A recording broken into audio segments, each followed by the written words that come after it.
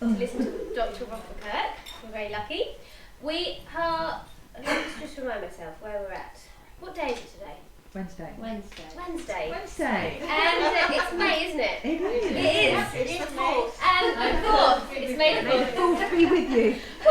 And we've been having five sessions here before about the truth about cancer. So you've all been, quite a lot of you have been here, and we've been listening to the DVDs, which have been really great. And obviously, those of you who haven't been here, the Truth About Cancer CDs are absolutely phenomenal. I haven't watched them all. We've been watching them as we've been going along. And then the idea was to get guest speakers to come and sort of give us more of an insight into the information that the DVDs give, because so often you can have these DVDs and you watch and then you think, well, but sometimes there's quite a lot of unanswered questions, or maybe you want to know about something but you don't really know where to look or where to find. So we thought it would be nice to then do some talks to go with the DVDs. So Blair happened to know Rob. Spotted Rob on one of the DVDs. Well, I know him. So that's basically why Rob's come. So I invited him, and he's very kindly. Today he cycled 55 miles from Farnborough to Portsmouth, so I think he deserves it.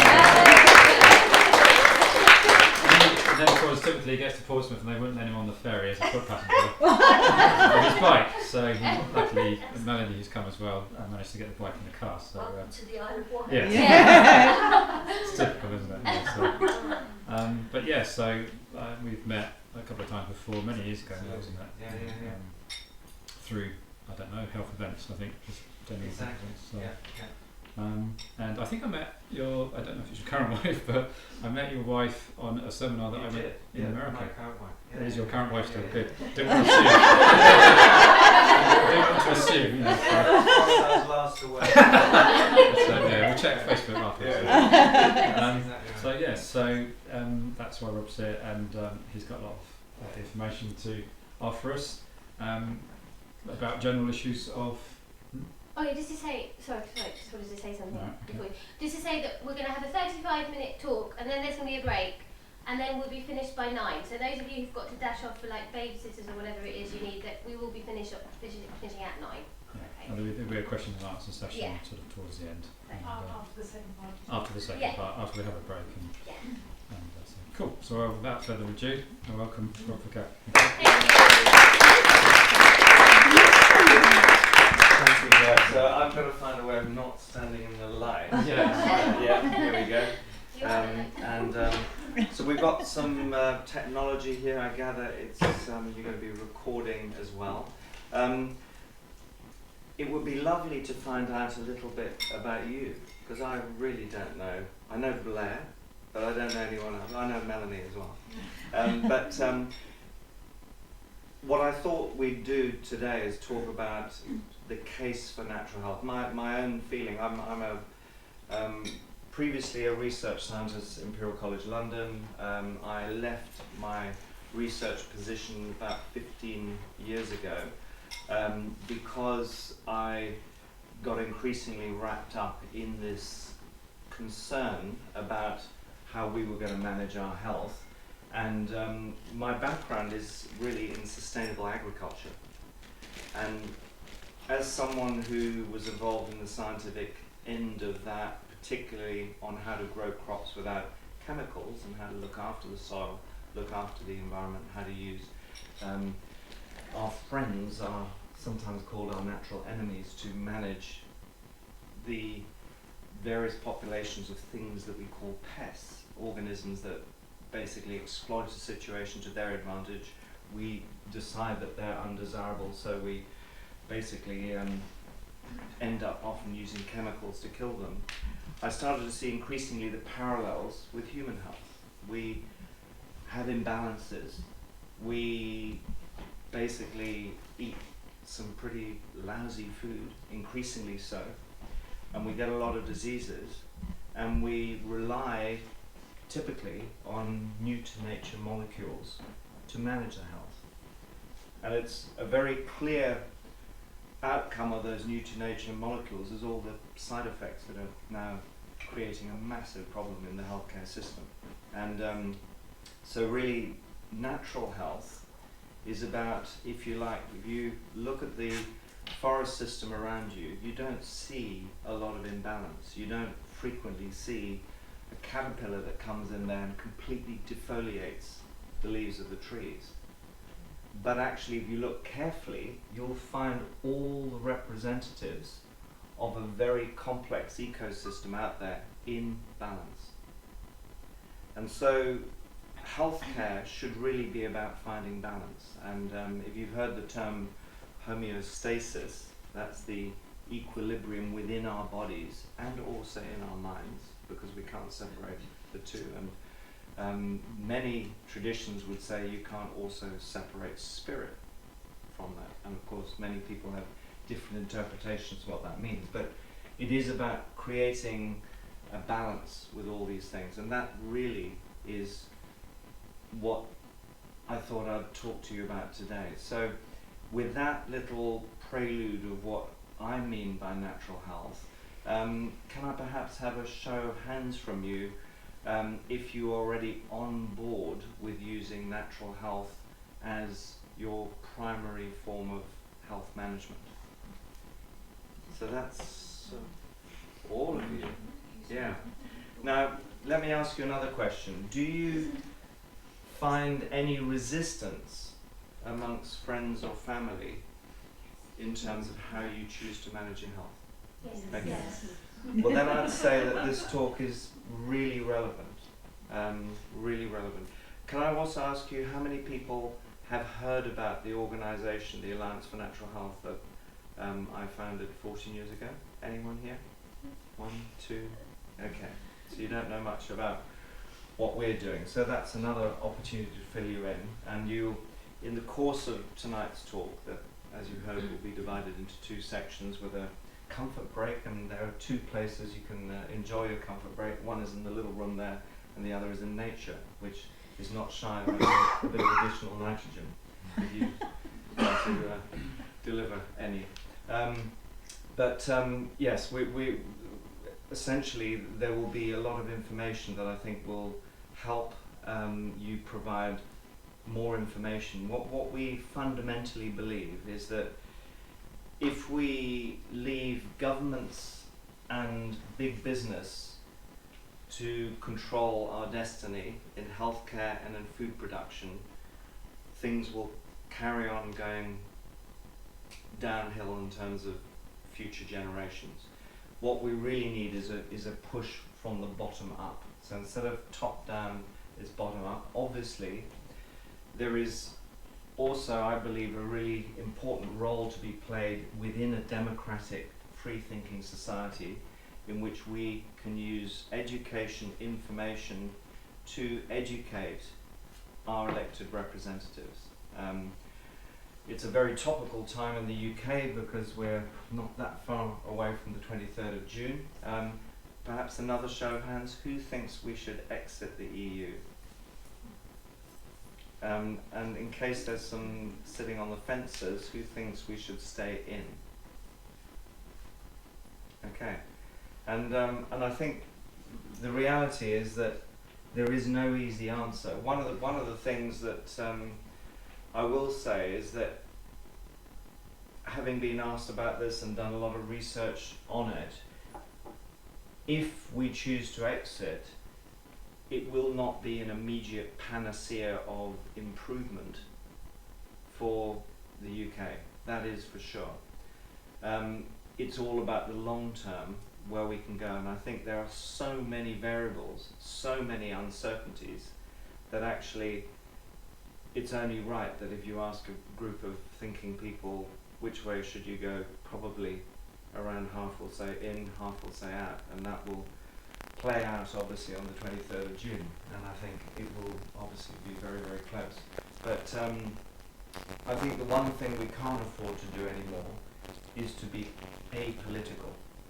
I think there was a big movement after all the political thought amongst the youth of the 60s and 70s of people becoming apoliticized. I believe that has been almost a deliberate process where people get shoved in front of television screens to watch soap operas and all the rest of it to stop thinking, so that they don't actually start lifting tailings down streets. I think we need to do it now. It's no longer a time of aggressive protest. It's a time for information sharing and being able to demonstrate how these altered approaches to living can actually transform society, create a much better society for future generations. I speak personally as well. Someone's 6 children. My eldest is a medical doctor. Very shortly will be taking the exams and become a registrar of the National Health Service. And my youngest is 9 years old. So a big span of plates. One of the reasons I do the work I do is because I believe it's any parent's responsibility to leave the world in a better position than you find it. And I think the way in which we can work at a local level, have been an environmental activist all my life, and I believe this notion of acting local and thinking global, probably exactly what many of you who come here to today already embrace, is the way forward. And of course, many people haven't necessarily joined up the kind of ecological thinking that is associated with the environmental movement with the ecological thinking that we need to have if we're going to have an effective healthcare system. We are part of the environment. The biggest single problem we face is that people are so alienated from their environment, they've forgotten how dependent we are on it and how many millions of years our genes and our environment have been playing a very, very intricate dance. And when you decide to change that environment, the genes get lost.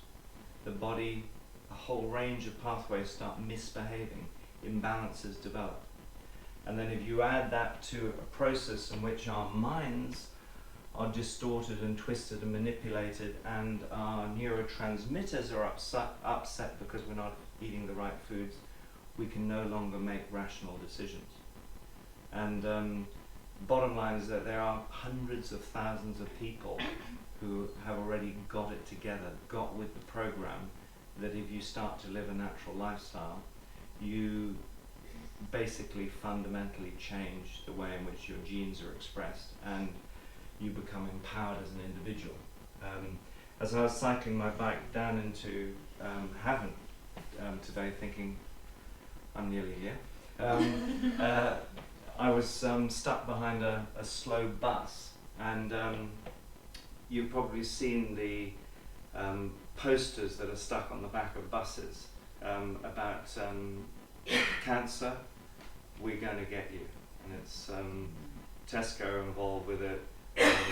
You know, the cancer charities are involved with it. Have you seen it? Yeah, Race for Life. So it's an interesting process, and so on one hand you're getting people who are very, very fit out there to raise money, who are probably doing a little bit more than the average couch potato in terms of their health, raising money that's largely going to go into drug-based approaches to cancer that you'll see very clearly are demonstrated by anyone's data to be failing,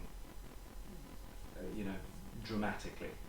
And the second thing to think about it is that they still like to profess this notion that cancer is like a pathogen. It's a Pasteurian approach where you regard the cancer as the bad guy that needs to be killed.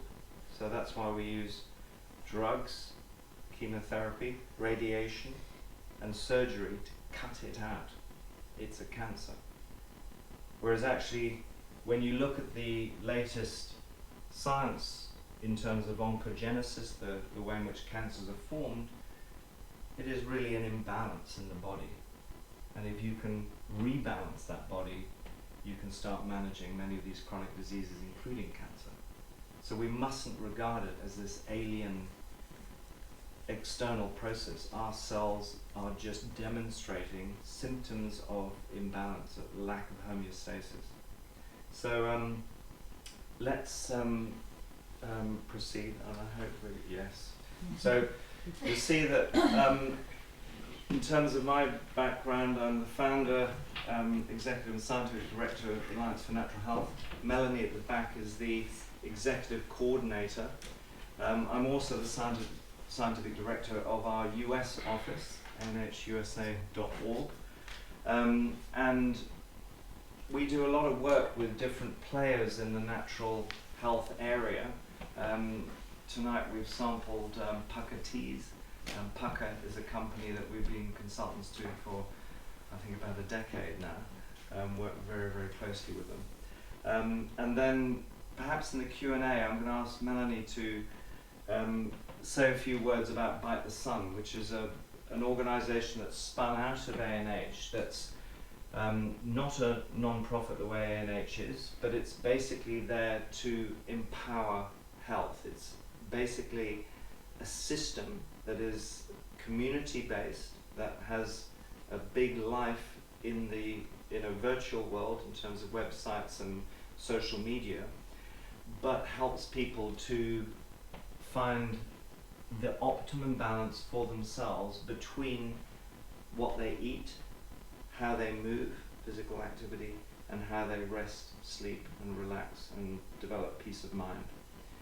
Because one of the difficulties we have, if you don't deal with those three aspects, you are kind of working like a one-armed health practitioner. You're really not doing your body any favors. You have to look at least at those, what we call 3 rays of health, to be able to manage your health. So there's a lot of information on the Bite the Sun website that you can follow for a small monthly or annual fee. In terms of what I wanted to cover today, I want to look at some background in terms of context, look at some of the challenges we face, then move on to looking at the opportunities and how I'm going to talk about 7 steps that we can take that really allow us to build on those opportunities from the bottom up. So if you look at the chronic disease, is everyone happy with what chronic disease means? Chronic disease, so those are defined by the World Health Organizations, usually as the big 5, so cancer, heart disease, diabetes, osteoporosis, and obesity. And essentially, all these chronic diseases, and you can now add Alzheimer's and dementia to that as well, are mediated by a very limited range of problems. And one of them is that they're all linked to an inflammatory response that is not properly controlled. So chronic and often low-grade ongoing inflammation. They're also linked to not enough energy in the system. And we produce energy through little organelles that used to be, from an evolutionary point of view, bacteria that live in our cells, particularly in our muscle cells, but they're in all of our cells in different numbers. But we find that through our sedentary lifestyles and not consuming the right foods that are required as cofactors to create this energy, as ATP, adenosine triphosphate, the key fuel that our body uses, the volume and number of these mitochondria start going down. So have any of you heard of, say, high intensity interval training, HIIT training? So one of the reasons that there's a lot of interest in HIIT, in high intensity interval training, is because it is one mechanism that you can use to start building your mitochondrial reserve. And even if you are extremely overweight, you can still use part of your energy system that we all have, that is the energy that we use if this building catches on fire, our phosphagen system, our creatine phosphate system, to actually get moving again and stimulate mitochondria. It's a big help for people who suffer from long-term chronic fatigue, malaise, etc. Many of us suffer immune dysfunction. the real seat of our immune system is where? Gut, in the gut. And so there's this incredibly close relationship between what we eat and how our gut microbiome responds. And our gut microbiome contains microorganisms to the tune of 10-fold the number of human cells in our body. We've got 100 trillion microbes, mainly bacteria, but also fungi and microsporidia, a whole range of different microorganisms in our gut, and only 10 trillion human cells in the average 70 kilogram adult. And we have co-evolved with them. So we grow up taking routine antibiotics. We sterilize the body every time we do that. If we eat the wrong foods that don't feed the microbiome, we have a dysfunctional microbiome. If we are born by C-section, and around half the kids coming into the world today are born by C-section, we don't allow those children to be inoculated by the bacteria that they would otherwise be inoculated through the vaginal passage as they emerge into the world. If we don't breastfeed our children, we also don't provide the appropriate immunological factors to allow the microbiome to develop properly. And the big question is, if we then put kids on a full vaccine schedule, what on earth do we do to the immune system? What we certainly don't do is allow the immune system to develop from a naive immune system to a fully functional immune system by the mechanism that has got us here as a species over millions of years, which is just through natural challenges with the external environment.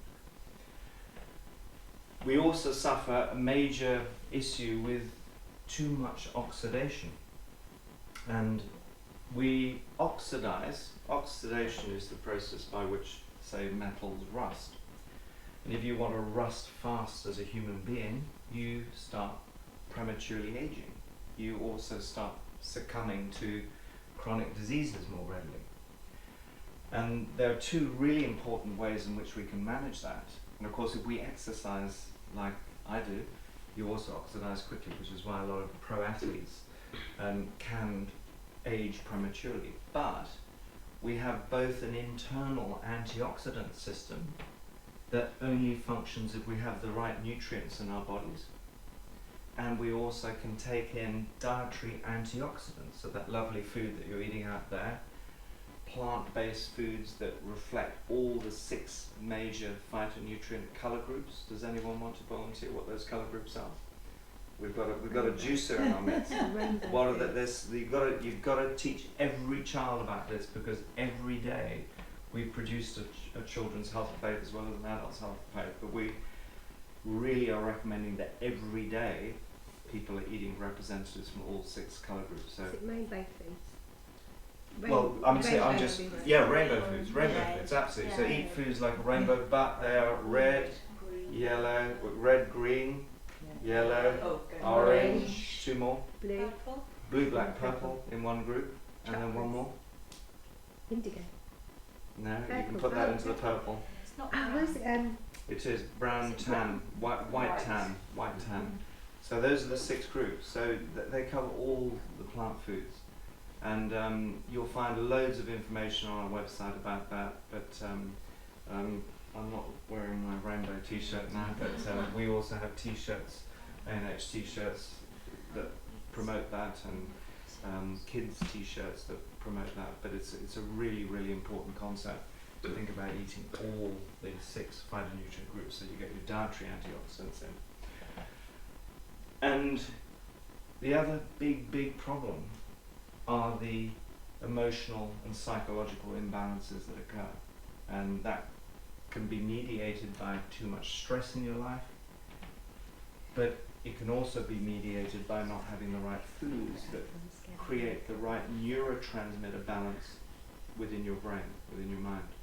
And so if you think just those 5 things, if you get on top of those, you solve pretty much all the health problems. And the fascinating thing about it is that if you look at those 5 problems, they manifest into hundreds of different diseases, because that's all about the gene-environment interaction.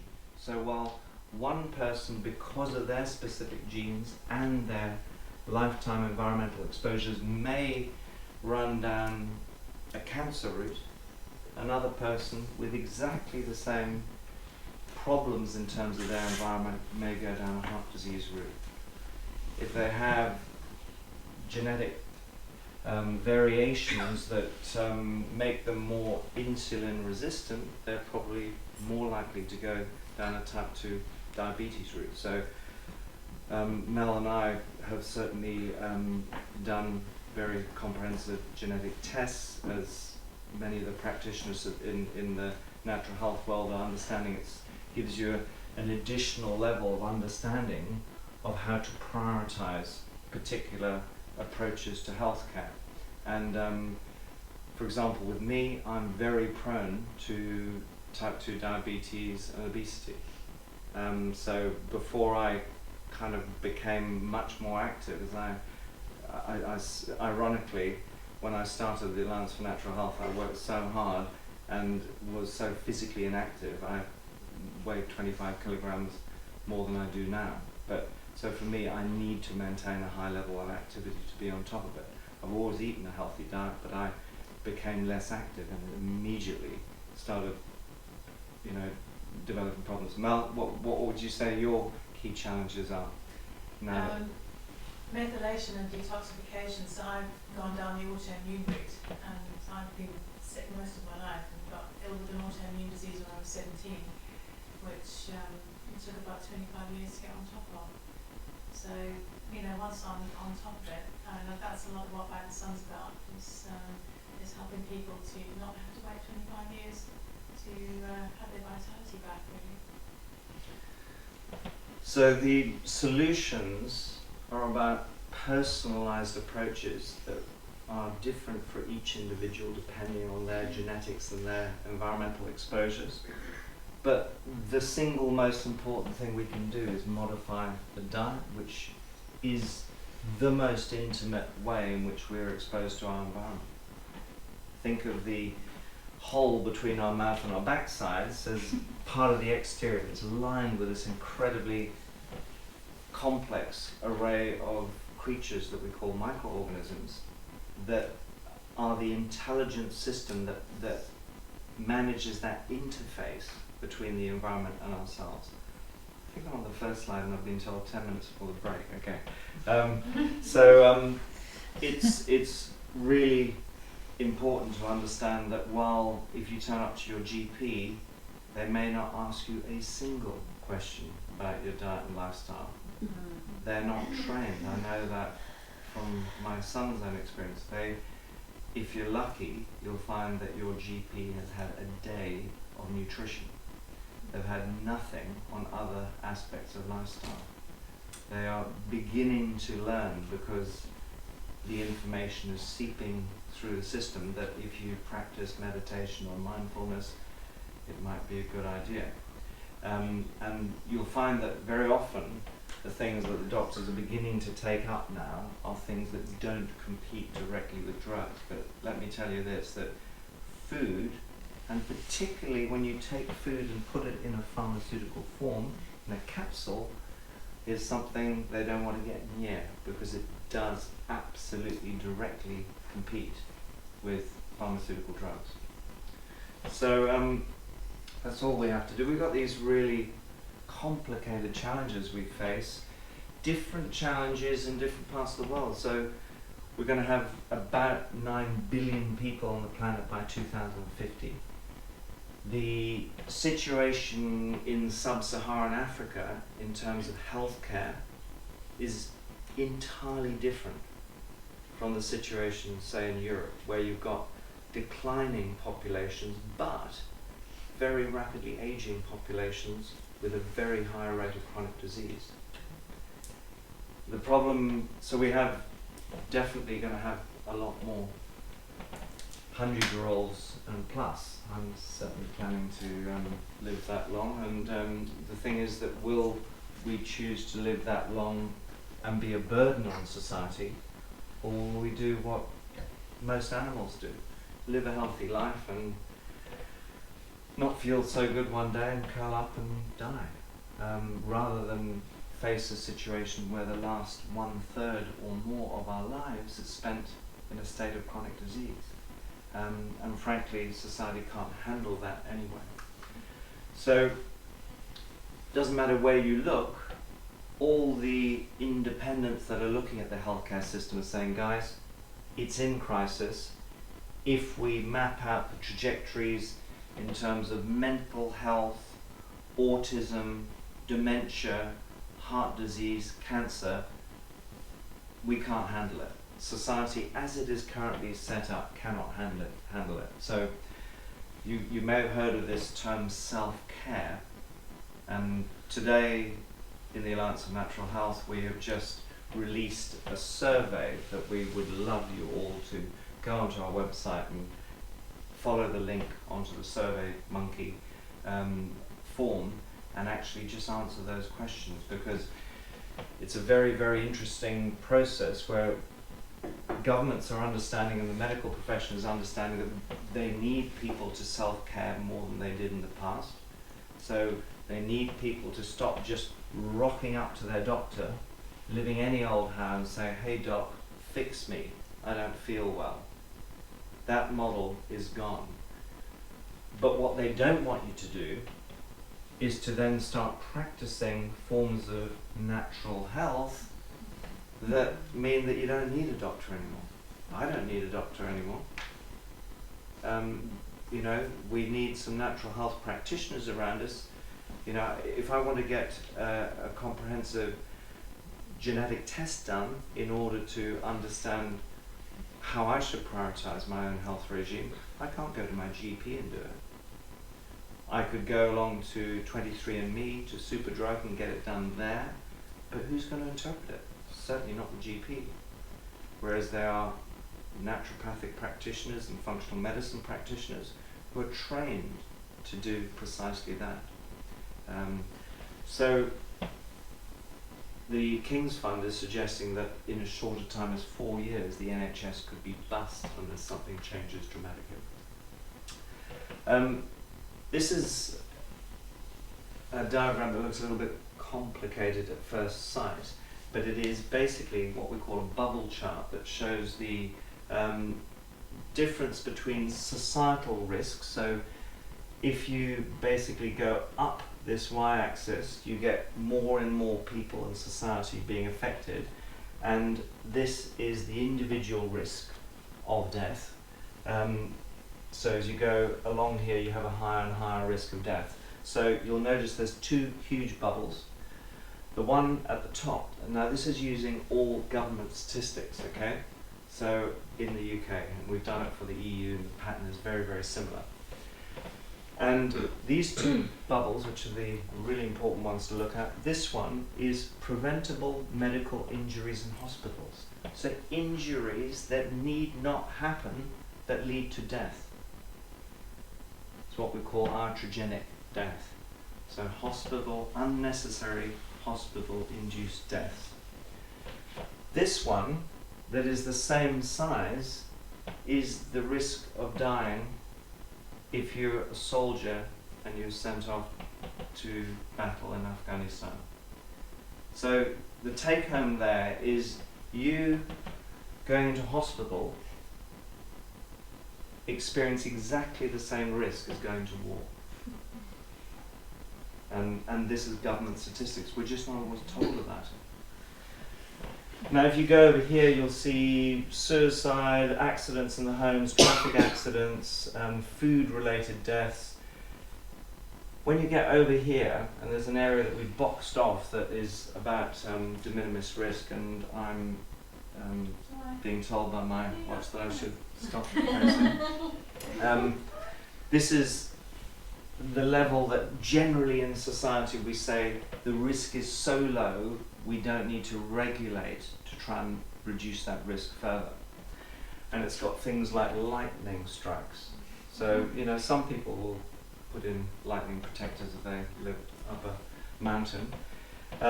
But the only things we can find that are of such low risk, bearing in mind food sits somewhere in the middle, foods that can, you know, in America about 5,000 people die every year from eating food. So it's always about a risk-benefit equation. Are herbal supplements, dietary supplements, these concentrated sources of nutrients that those of us in natural health like to use? So what we're facing at the moment is a situation where governments are saying that these things are so dangerous, we need to regulate them like drugs. It does not make sense, but you have to understand the politics behind that kind of thinking to understand what happens that way. So the fact is that we're always in an equilibrium situation, even as a society. So I believe we now have turned the corner where post the Second World War, organic chemistry gave birth to pharmaceuticals, it gave birth to agrochemicals, we started seeing the use of penicillin and antibiotics as these magic cures to health problems, but of course only one type of health problem, and only up until such time that resistance by the various bugs that were causing problems started to be manifest. And so, in a nutshell, people are starting to wake up that this isn't a way to live our lives. And so we're starting to see people becoming more disillusioned with mainstream healthcare. They're becoming more disillusioned with what we call the doctor as God model. What we're trying to support is this notion that healthcare professionals should be guides of gods. You should have sovereignty over your own body and your own health, and you need to be in the driving seat. So this survey that we've released today is all about how much are you in the driving seat of your own health. It's very, very important to understand that. And what we are kind of null hypothesis, if you like, is those people who put their hands up saying that they embrace natural health approaches are more likely to be in the driving seat of their health. And that doesn't mean that they haven't got big health challenges, because lots of people, myself, Melanie, to name two in this room, got here because we weren't getting results from mainstream medicine. And it can sometimes be a life's journey. It can take decades to understand exactly the complexities. But once you know that, you know better than any other. So you look at the autism world, the autism parents are some of the most informed people on autism because they experience it every day. The doctors in mainstream medicine who deal with autism are some of the least informed. So these sort of various problems are working together to actually encourage a system that promotes natural health. So I'm going to just, is everyone ready for a quick break now before we move on? Yeah? Do you want to, our 35 minutes is up and my arm has been vibrating. Pace a bit so we can have lots of time for Q&As and Mel to input.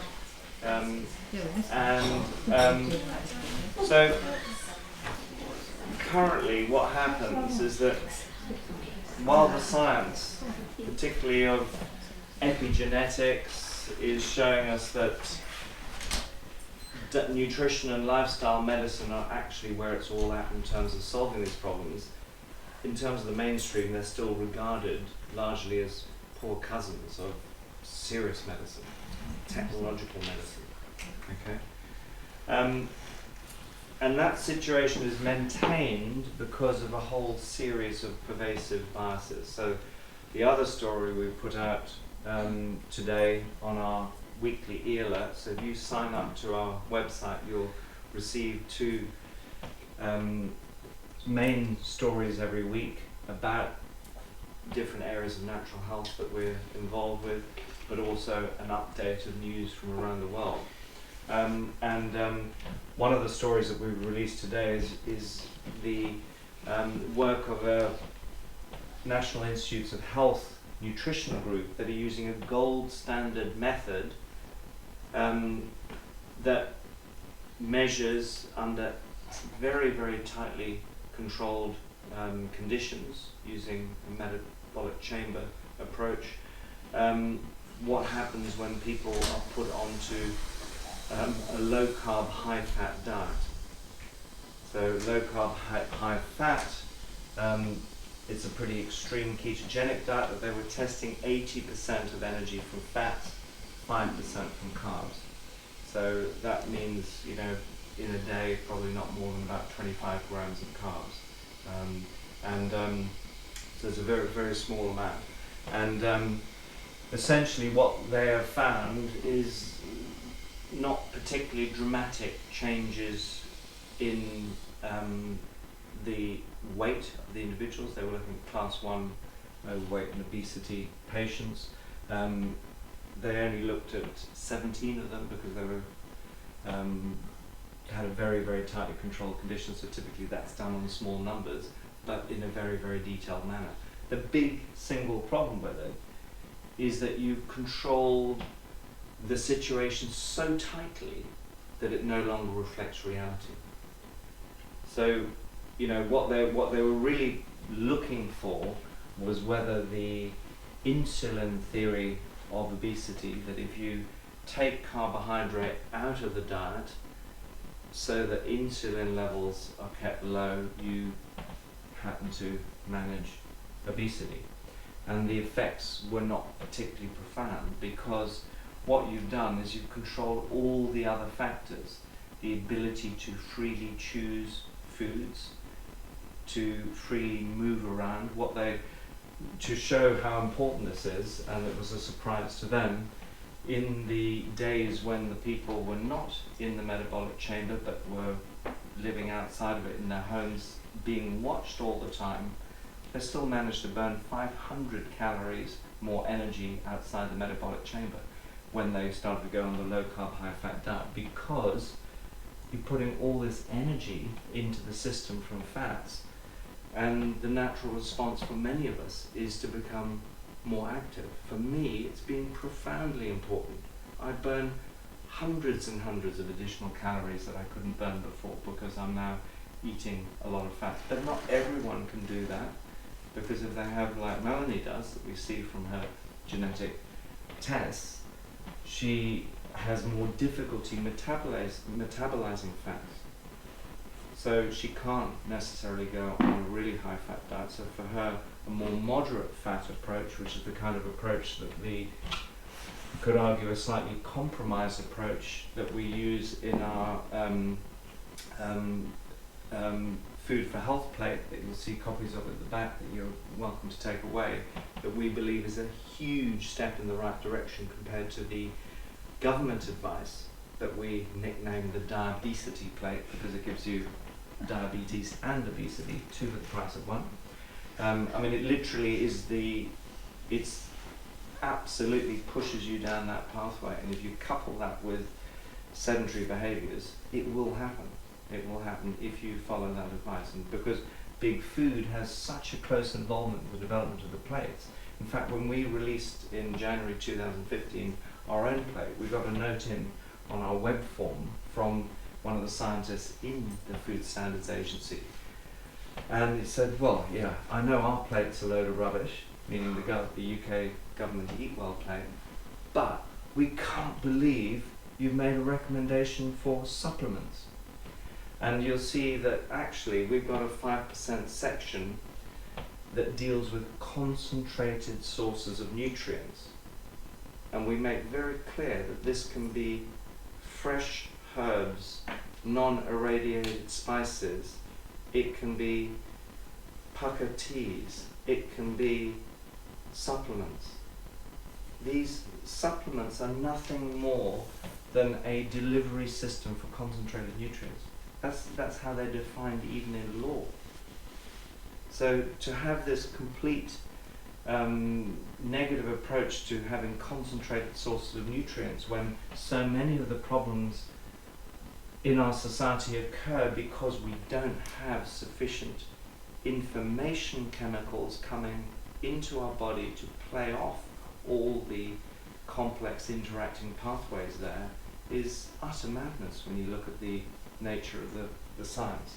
So the research, the data interpretation, the way in which the media are tied into this to exaggerate or misrepresent science is a big part of the pervasive biases. There's also an awful lot of people out there who have non-specific health problems. So one of the most important complaints, the most common complaints that people have when they go to a British GP is that they have gut complaints. They have dysfunction in their gut. They hardly ever get told to exclude anything from the diet, because the dietitians that have been delegated authority in the field of nutrition and mainstream medicine are absolutely hell-bent on feeding people in the manner of the Eat Well plate, where you basically still feed people primarily 50% of the energy from carbohydrates, particularly from cereals, together with gluten. You put a lot of dairy into the system, and if you look at the net population that has a degree of sensitivity or intolerance to gluten and dairy together, it's huge. It's well over 50%, even by existing, mainstream standards. The more we understand about the way in which gluten in particular plays around with the tight junctions in our gut that control our internal environment from our gut environment, the more we realize that actually gluten is a toxin and it plays havoc, and you will one way or another succumb in the long term if you have a high gluten diet. It's quite interesting if you look at say sourdough fermentation processes that are about often using many hours, sometimes up to 24 hours of fermentation in a grain that already had a different protein complement to the high yielding varieties of the cereals that have been produced since the 1970s. The gluten content is very different. In fact, some sourdoughs going through a full 24-hour fermentation can actually technically be gluten-free. They can get below the 20 parts per million level. When you eat a slice of Kingsmill or Hovis or Warburton, you're eating breads that have gone through an accelerated baking process that minimizes the fermentation time. It's the Chorleywood process developed in Chorleywood in the 1960s by Hovis to produce more bread for a growing population. They said, you don't need to ferment for that long. So the bugs get less time to chew up the gluten, and you can get slices of bread that have got more than 20,000 parts per million of gluten. And we're feeding that to our children. If you look at the 10 most commonly consumed food groups in children, white bread is up there as number one. And in fact, you won't find any other vegetable other than potato in the top 10 food groups that kids are eating in May. So it's a pretty scary situation. If we look at the level of health problems in today's aging population, the over 50s, the group I'm in, we've seen nothing compared with what will happen with the kids of today as they get to our age. So some people are saying that we may actually be at a turning point in terms of even lifespan unless we change the way we eat and we live. And genetically, we can easily make it to 100 billion in very good health. But we need to stay active, and we need to eat the right things throughout our lives. Medical curriculum, they tell me why they do 1 day of nutrition and 2 years in pharmacology. I won't say anything more. The other interesting thing is that this is a slide that Professor Edzard Ernst, does anyone remember, has anyone heard that name before? Peninsula Medical School, now retired. He's published more papers that are talk negatively to natural health than any other single individual, yet his job was Professor of Complementary Medicine at the Peninsula Medical School, Exeter University. And in essence, this is one of the slides that he produced, and as he gave a talk at Can Expo 9 years ago, and this is the process that all his papers are built on, the penny dropped for me on why he keeps finding negative results. And that's because he says, look, my job, it's a little bit like Kevin Hall's deficiencies, the metabolic chamber study that we just released a discussion about today. He says, my job is to determine whether a natural health product or a complementary medicine has a specific therapeutic effect. So I'll do a randomized controlled trial and I'll eliminate all these other factors and see if we get a result. And of course, the patient experiences what we call, or what Ernst calls, the total effect. So the patient says, it works. It really works well because it's the additive effect of all these together, a big, strong, powerful effect. The patient doesn't really mind if only a part of it's coming from the particular herb or food supplement that they've consumed. And yet Ernst can publish papers that say, sorry, it doesn't work. There was no difference between control and treatment because that effect is too small. It gets lost in the noise, the variability within the experiment. And so one of the things we're doing is now looking at new ways in which we can actually measure this effect, total effect, rather than this effect. So that's one of the scientific projects we're deeply involved with. Do you want to use a technological approach that is based on the business model of patents, or do you want to use nature? And there is a big divide in society. There are many out there who believe that using natural things is backward. And what we would say is it's actually a very progressive way of managing your health if you're prepared to look at nature as the ultimate teacher. We have still so much to learn. If anyone thinks that they have a very comprehensive understanding about the way in which we interact with our environment, think again, because I can assure you 2016 wasn't the year when we understood everything. It never will be.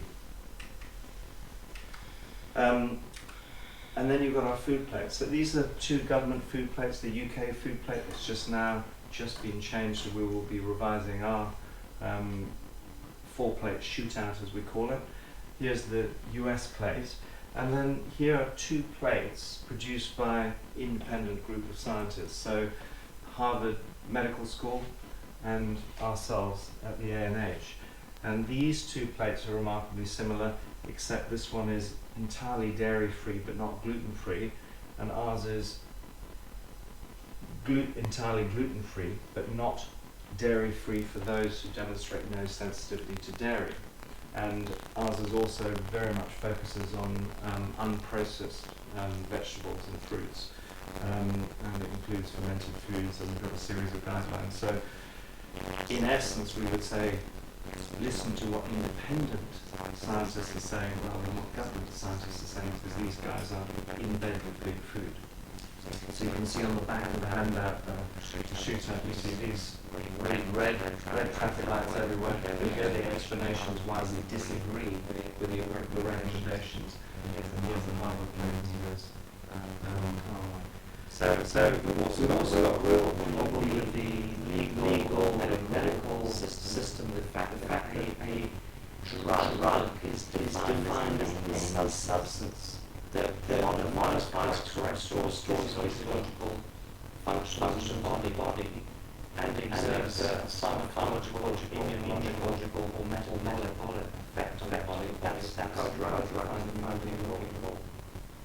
And if Britain goes and breaks the show you, the MHRA medicines regulators not to suddenly change its definition, because they've been one of the masterminds in developing a system since 1965.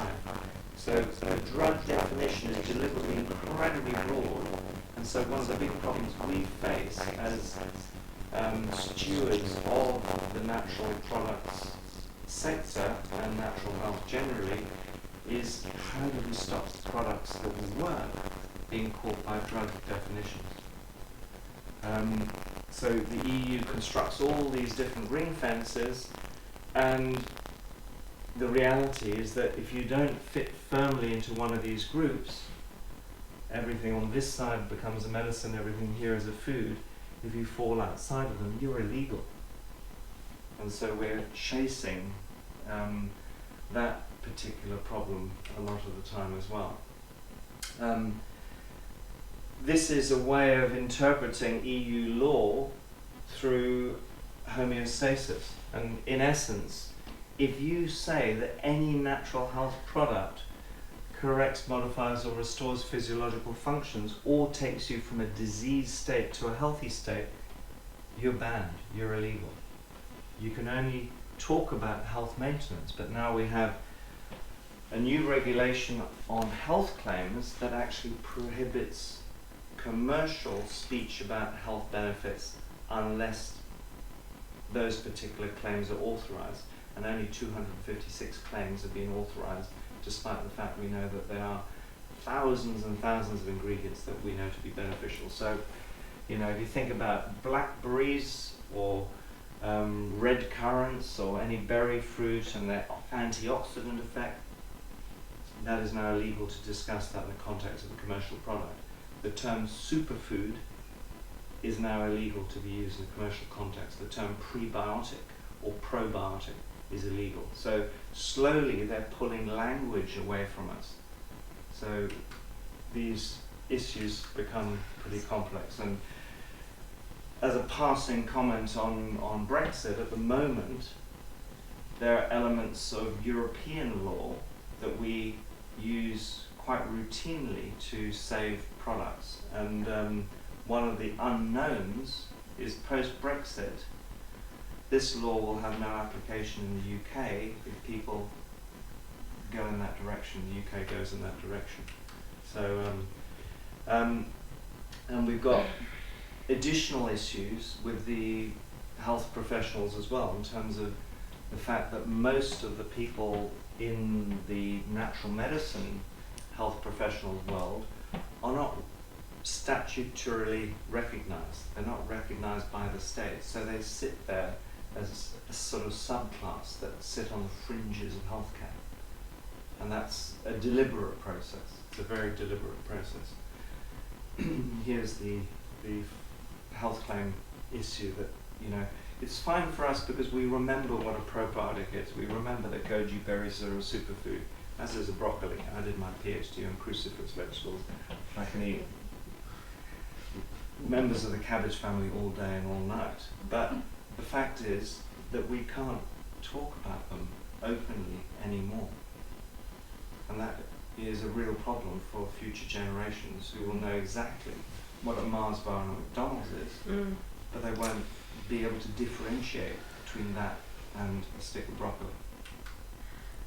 So, and we've also got this sort of global issue about harmonization. And you know, we do a lot of work in America, and Americans often look at us in Europe and say, "Oh, guys, I don't know how you let it get so bad." And when you actually stack up the challenges we face in Europe and the challenges they face in America, they're not so different. So this is part of a globalized agenda, which is very much about the food becoming, the world becoming a global resource for food and medicine, for healthcare. So the regulators in one part of the world are talking with regulators in another part of the world, and they're doing the same thing. So we've become experts at identifying, when you probably could regard the EU model as the most advanced model of regulation, we can see when their cousins and second cousins start developing in other parts of the world, how that maps out.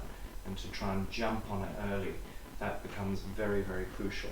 And again, the strongest voice that helps stop this happening is getting people engaged with the political system, going to talk to the MPs, the MEPs about their concerns. What I've found over the years is that many of these elected representatives that know what a hot button this is, and when we're talking about the sovereignty of our health, when they know what a hot button this is, they are willing to listen.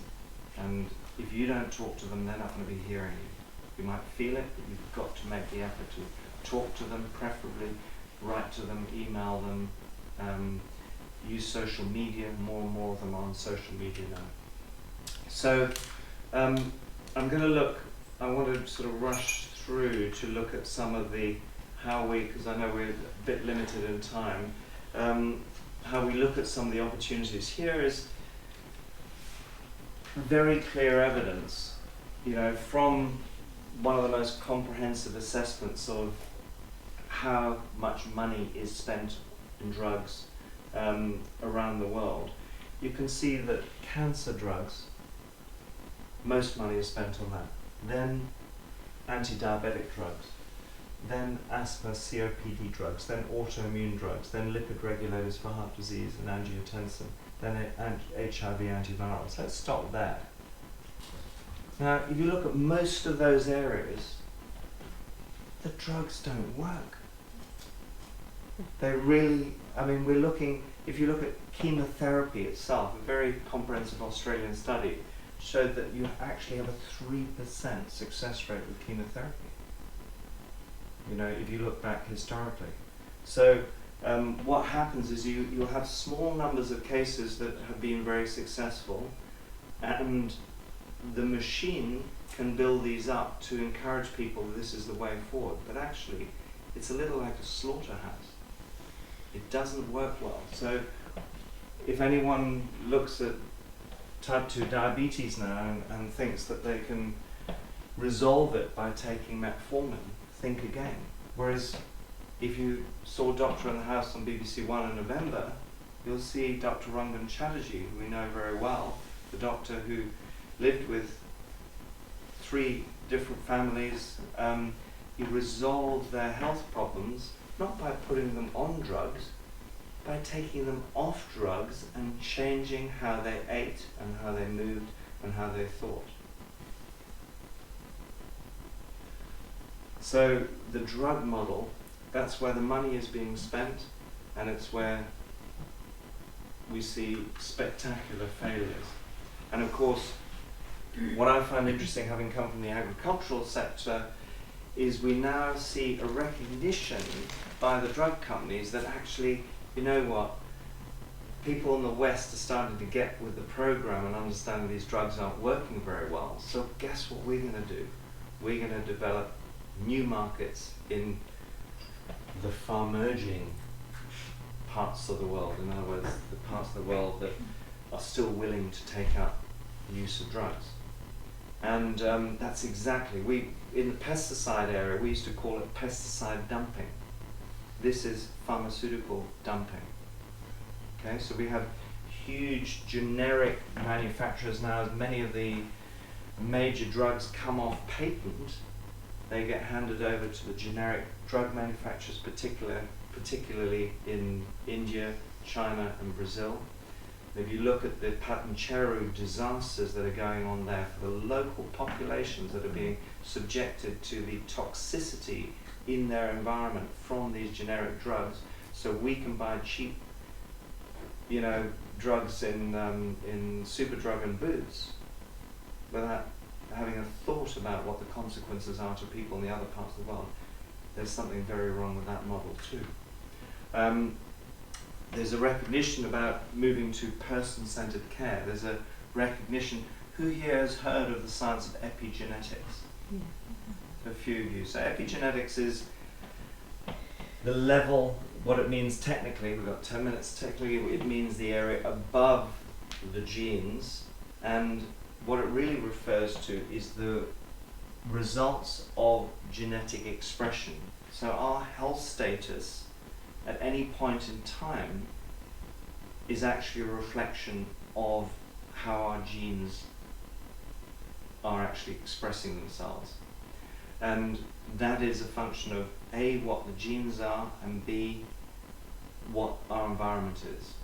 And so by controlling the environment, even if you have, like I do, some bad genes that make me more predisposed to type 2 diabetes and obesity, if I understand that, I can change my diet and my lifestyle, and then I don't have a problem. And that's the case with many, many of these diseases, but we need to understand the issue. So what I want to do is finish off by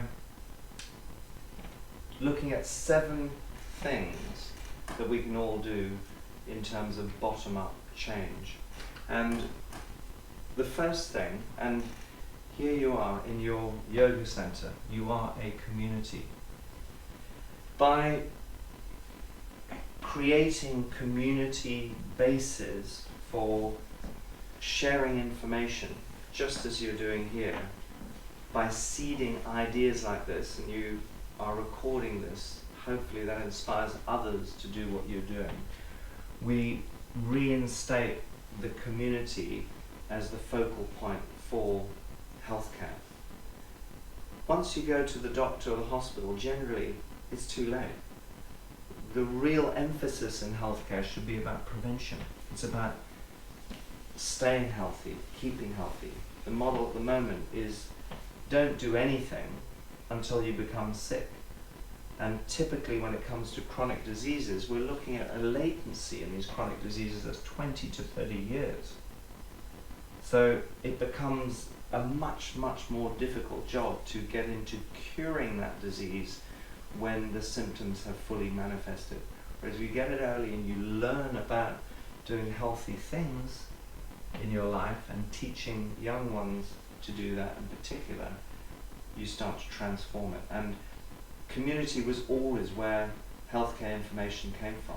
In our survey that we released today, there are questions about where do you get your health information from. It's a crying shame that this EU regulation on health claims is interfering with the ability of health stores that are pretty logical places to be important information resources for people, particularly where they're also staffed by practitioners, which is the case for many of them. But the nutritional health claims regulation puts a barrier in terms of them being able to communicate if they then refer to a product that's sitting on a shelf.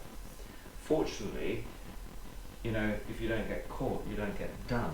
So there's a lot of people that are prepared to break the law. And my own view on this, if the law is an ass, go out there and break the law. Please do. Be my guest. So there's a lot that can be done in terms of these community social hubs, and Bite the Sun, we also are really developing that as part of a online community through the Bite Hub. We're working with people like Leon Restaurants. Anyone here has been to a Leon restaurant in London at all? So the example of a naturally fast food chain that's trying to, if you like, destabilize the model that many people have fallen victim to, the McDonald's, Burger King, KFC model, because by using different ingredients and different cooking methods, different sourcing, you can actually change how we eat fast food. There's nothing wrong with fast food. In fact, fast food, you know, you can pull a celery stick out of the ground and eat it. That's pretty fast. It's nothing wrong with fast food. It's what we do to it. And it's actually the processing, the ultra processing, the incorrect balance of fats, the excessive application of heat that damages all sorts of molecules, creates even new molecules. So a kid's breakfast cereal that is so heavily processed from a glycemic point of view, even if it's made of whole grains, is literally like just pouring sugar into your child. And then the baking and extrusion process that it's applied to it creates a chemical called acrylamide that is rated as a carcinogen by the International Agency for Research on Cancer. We give this to our kids. We then put into their lunch boxes processed meats. Processed meats are also viewed by the IARC as a carcinogen. And we put that into a white bread sandwich, which is just like injecting sugar into the bloodstream of your child. And kid says, I don't want to eat vegetables. Why? Because they haven't been given vegetables when they're young. And they start to lose their palate for bitter notes. And interesting, in nature, many of these bitter notes actually include some of the most profound cancer-fighting compounds out there. And then when you're stuck on that particular bandwagon, the reward circuitry in your brain, your opioid system that literally becomes addicted as we do to opium, then says, you know what, I need the sugar, I need the sugar. And then when we're exposed to the sugar and we eat 3 times a day and snack 3 or 4 times a day, each one of those eating ventures stimulates an inflammatory reaction. If we're eating a lot of simple carbohydrates in the process, we are upping our blood sugar levels. We're ramping up the amount of insulin to compensate for that, and the cells start to become insulin resistant. So we need to put more and more into it. That's how type 2 diabetes develops. So you've heard about intermittent fasting. Intermittent fasting is about turning off the fire of inflammation. It's about letting the blood sugar levels equilibrate. A low carb diet is about reducing the total amount of blood sugar in the system and using other sources of nutrients. Guess what? Carbohydrates are not essential nutrients. As soon as you understand metabolism, you understand that the food that we rely on primarily is actually not necessary for human beings. How do you think Eskimos lived? So it's we've become twisted in terms of how we respond to food in our environment. The other thing we need to do, we can talk about food, but we've also got to be thinking about these other 2 rays of health, physical activity and our peace of mind, our emotional health. And there's an enormous amount that we can do by bringing together other aspects of lifestyle and activity. So, you know, here's a yoga studio. We've got nutrition out there. You know, by bringing these together in our community, showing people how can all work together, you need a number of specialists. Think about how mainstream medicine works. The model is not a bad model to have a generalist who then interacts with specialists. We can do the same. So it becomes a collaboration between these various experts. And at the moment, you know, if you look in the fitness industry, a lot of people think that all you've got to do is pump iron. And those fitness personal trainers don't know a whole lot about nutrition. There's an enormous amount that they can do. It's something we're involved in, where they can interact with people who do know about nutrition to bring much higher levels of nutrition into that, and also realize that physical activity is not all about pumping iron in the gym. In fact, if you want to resolve things in your mind, you're much better off doing some natural movement out in the forest next door. The other thing we need to do is basically, I showed you the slide of Ed Zardance looking only at specific therapeutic effects, is find ways of measuring the outcome. And I won't go into the detail here other than to say it could be a major game changer if we can measure that total effect. At the moment, any of us who engage in what we call multi-therapeutics, in other words, we're not looking for a single magic bullet, we do lots of things together that work in harmony to create a profound result in our health. But mainstream medicine, government authorities, they never see the result of that. We're all saying this stuff works, but we have no scientific system to measure the effect of that multi-therapeutic approach, and it's something we're working on. The other aspect is the patient record. How many of you have seen your electronic health record? Yeah? Would you like to see your own data? Would you like to be the owner of your own data? Ask Google now. Yeah, you see what Google, you see the main headline today. So we've got questions about that in our survey. Really important to be thinking about setting up cooperatives. We had a meeting last week in Holland with some colleagues we're working with there who are in the process of setting up e-health data cooperatives that only you as the owner of that data have access to unless you choose to share it. So you should be in the driving seat and you should have all the data at your hands. So again, that deconstructs the doctor as God model where the doctor is the only person who has the data. Now you want to have that data and you want to control that data. There's lots of ways of approaching that. Now, you may have seen body shape figures before where particularly for women can be apples or pears. What we know is that central adiposity, the weight around your waist, is a very strong predictor of metabolic disease. And by measuring your height, your chest measurement, your waist and your hips, you get a whole lot more information than just measuring your weight and your height and plugging it into a BMI calculator. BMI is a completely dysfunctional, disproven model. The fact is that if you take any very fit, muscular male and put them onto a BMI calculator, even if they have virtually no body fat, less than 10% body fat, they'll come out as obese. They will come out as obese. It means it doesn't work, particularly because muscle weighs more than fat.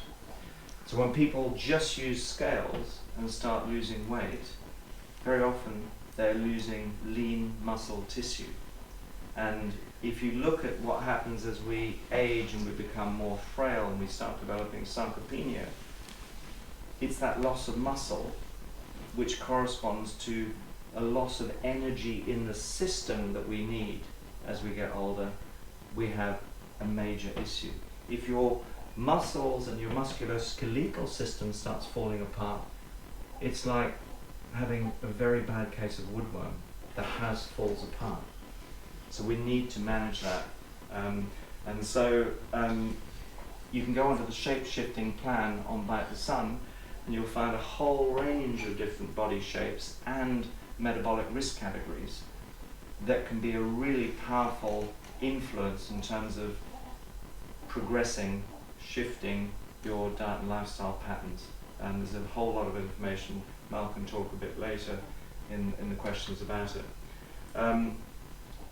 We also need to really change the scientific debate on diet and lifestyle. It's something that we're very much engaged with. Plenty of others are as well. It's all about developing new groups and networks of scientists who understand these issues from a more holistic perspective.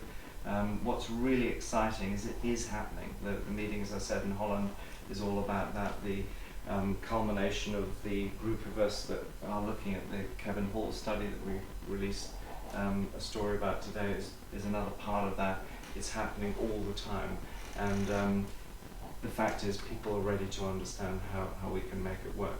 So here's our food for health plate. We've also got a children's plate, we've got an adult's plate. Have we got a children's plate with us? Yeah? No?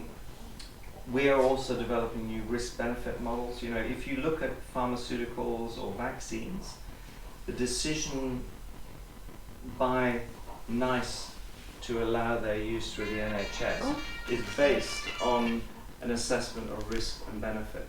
But the risk and the benefit that they measure are like measuring apples and oranges. Completely different factors and parameters are being looked at. And actually it's just whatever they feel like on the day that feels right to them that usually supports the pharmaceutical and drug industry. I do have to finish, I know. So we're developing new models with partners in Holland. We stress there is a real need to engage in social corporate responsibility, in activism, in working with your democratic voice, with your elected representatives to protect fundamental freedoms, educating the youth, focus on the things that others aren't working on.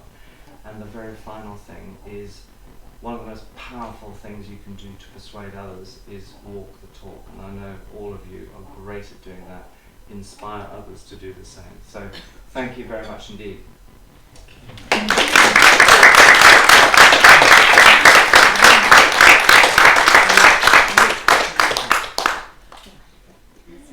So, Mel, would you like to come up to the front now?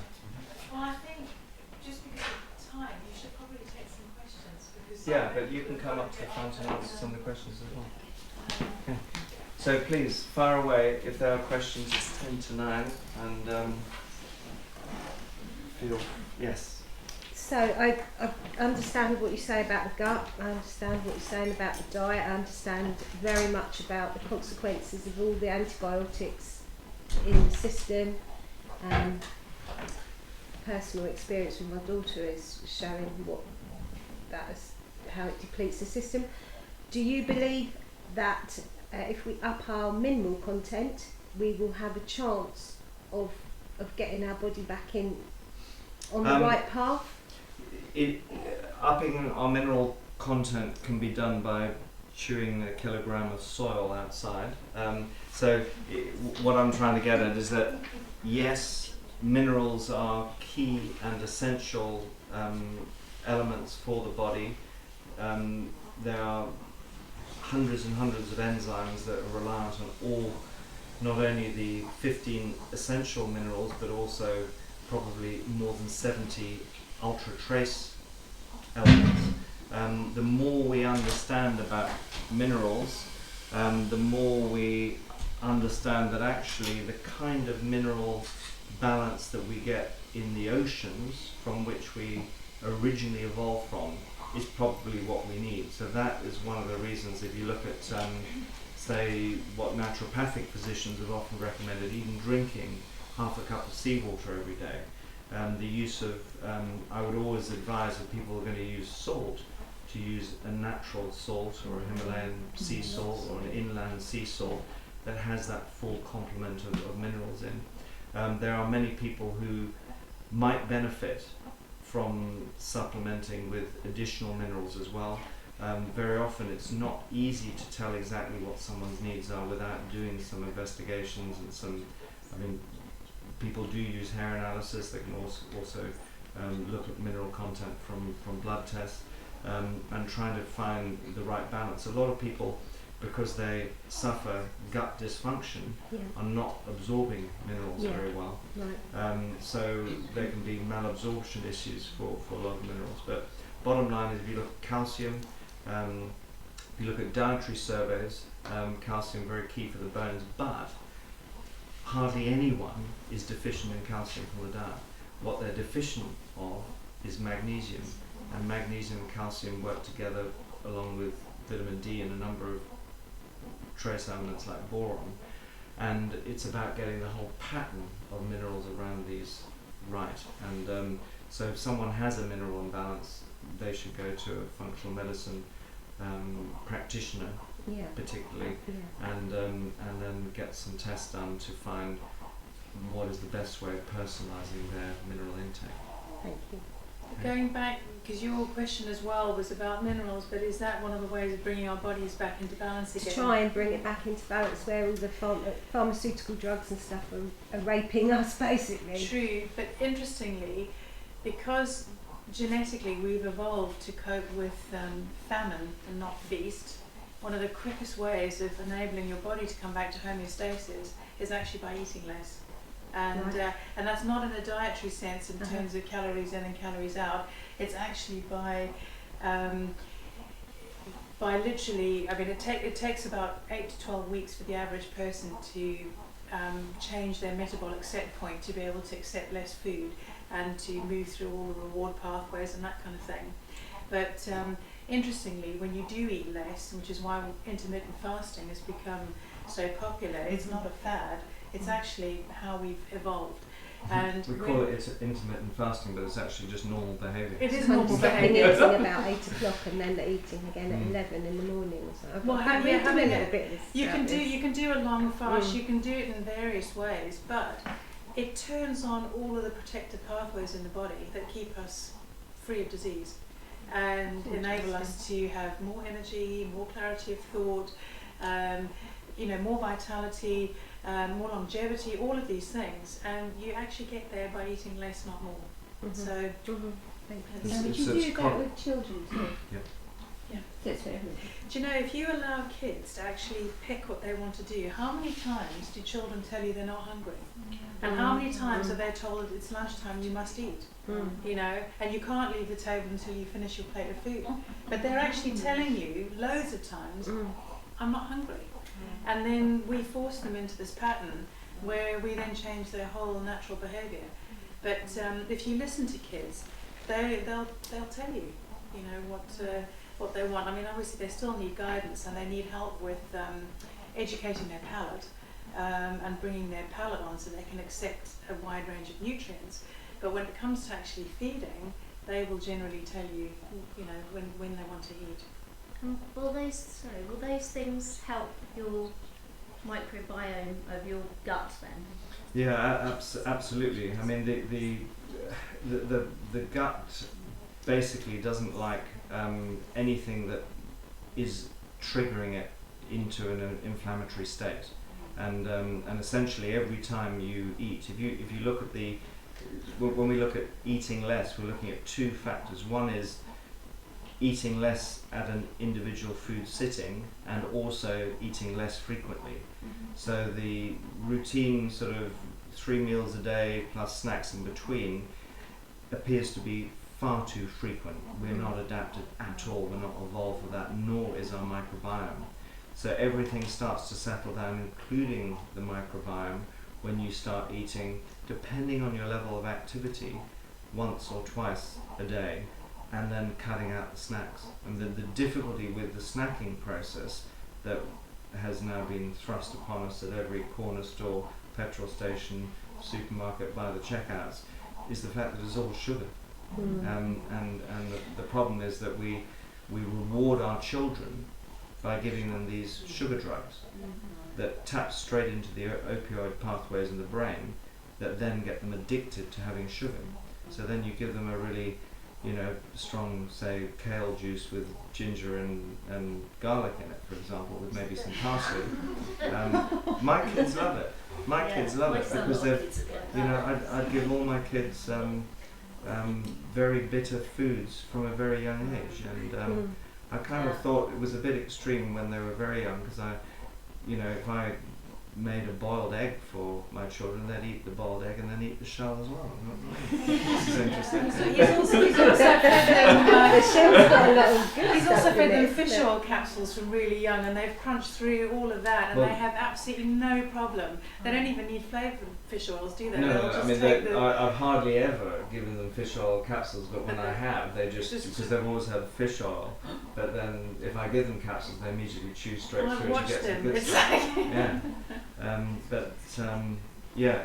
the other thing is engaging them in the kitchen. I've had all my children from a very young age in the kitchen working with food. So last Saturday, you know, my 2 youngest daughters had a cook-off with friends around the corner. And both, there were 2 boys, 9 and 11, mine are 9 and 11. And I mean, honestly, it was kind of dinner party standard, and there was no gluten there. It was just fantastic food, and you know, my older kids have told me at university, you know, first of all, a lot of the social life has existed around their places because they're 2 of the only people who can cook. And, you know, and there's a whole generation that have been brought up on ready-made meals, and they have lost the ability. You know, Britain is into this whole sort of celebrity chef thing. People sit there on a sofa watching it, but then don't engage it. I don't understand it. I know that some of you need to get off to go and do things. So if you need to leave, please do. We're not going anywhere until tomorrow. So if anyone else who wants to hang around. Can I just ask about dairy? Because there's all this thing about, you know, you can get raw milk on the island. Yeah. Not organic and raw together. So my boy likes milk, my girl won't drink it. But the whole debate about it, and also meat as well, you get the whole Western price thing going, and then the vegetarian thing going on. Where do you stand on that? Well, I look at it from a scientific perspective. So there is no doubt that as soon as you pasteurize milk, you damage it. So the flash pasteurization process will damage a lot of the immunological factors within lactoferrin, for example, within the milk. So definitely raw milk has some great advantages. One of the difficulties is that the type of cows, the Jerseys, for example, and the Friesians that are the primary producers of milk in the Western world today, are producing milks that have a very different nutritional constitution to, if you like, heritage cows. And if you have you heard of A2 milk? So A2 milk is basically they were rediscovered, I should say, in Australia, and they are appear to be the only surviving cattle from the original cattle that humans started to use. And just like we see benefits from many of the heritage vegetables that have a completely different nutritional profile to a lot of the more recently developed ones that are, often will have lower enzyme content so they don't rot so quick. They have less phytochemicals in them so they don't taste so strong. They are designed for cosmetics. Exactly the same with the cows. So what's interesting with people who go onto A2 milk, and you can buy pasteurized A2 milk in any Waitrose if you want to try it. It's an interesting experiment because what we're discovering, and this has been a big part of the Australian experience, is that a lot of kids that were thought to have either cow's milk allergy or lactose intolerance do just fine on A2 milk. And that would, because the protein structures are different. You see, we understand much less about proteins than we do about carbohydrates and fats. Proteins are rather miraculous molecules that are the real molecular controllers of our bodies. That's the reasons that genes express proteins. So when we eat proteins that are that we're not well adapted to, they create inflammation. So that's one of the reasons that we have grave concerns over genetically modified foods, because they produce proteins that are alien to us, and there is no good evidence at all to suggest that GMOs don't create inflammation. We have such a plague of inflammatory disease. We are told by supporters of genetically modified foods that the proof is the American population that have been exposed to GMOs since 1996. Look at them, they're not keeling over and dying. Well, they have a massive problem with inflammatory diseases. And the fact is that 83% of processed foods in American supermarkets now contain GMOs. So they're getting them from every which direction. And yes, you could say, well, it's the composition of the standard American diet that's the problem, it's the quantity of food they eat, it's the excessive sugar. But they're also being exposed to a huge number of inflammatory factors. So coming back to milk, milk for many people creates inflammation that may or may not be detected. On top of that, if you have an overt reaction to it, which you can measure either through a cow's milk allergy test or lactose intolerance, that is a definite indication that you should stay away from it. Children, people don't like it as well. Yeah, if they don't like it, don't force it on them. And there are many, many other foods that you can take to compensate for the minerals and other factors in dairy.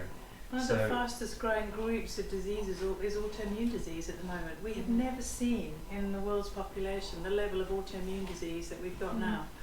And that's an indication that, of the multitude of factors that we are doing and living in and eating are creating it. It's not down to one thing, but it's a very, very real problem. You asked also a question about meats, and you asked for my view on that. I'll be very brief. For me, the biggest single problem with meat at the moment is an ecological problem. The fact is that the way in which we produce meat on our planet is not great. I have long been a supporter that if we want to increase animal protein in the diet, we should do it by eating more insects. And I don't always get a positive hearing on that. Insects have its perfect protein. There are many cultures that do it. It's ecologically incredibly sustainable. The other issue I have with meat is, and I'll briefly talk to the negatives, is the way in which we produce it, and then the way in which we prepare it. And the fact is that as you move to a globalized food production system, the fact is people don't think twice about buying New Zealand lamb. And when you are shipping food from one side of the world to another, you start to get concerned about foodborne diseases, the main reasons that people die from foods. Not much fun having botulism. And so what we do is we do two things. We either preserve the hell out of them, and we put in things like sodium and potassium nitrite that convert to nitroso compounds in the gut, which are proven carcinogens, and we give that to our children.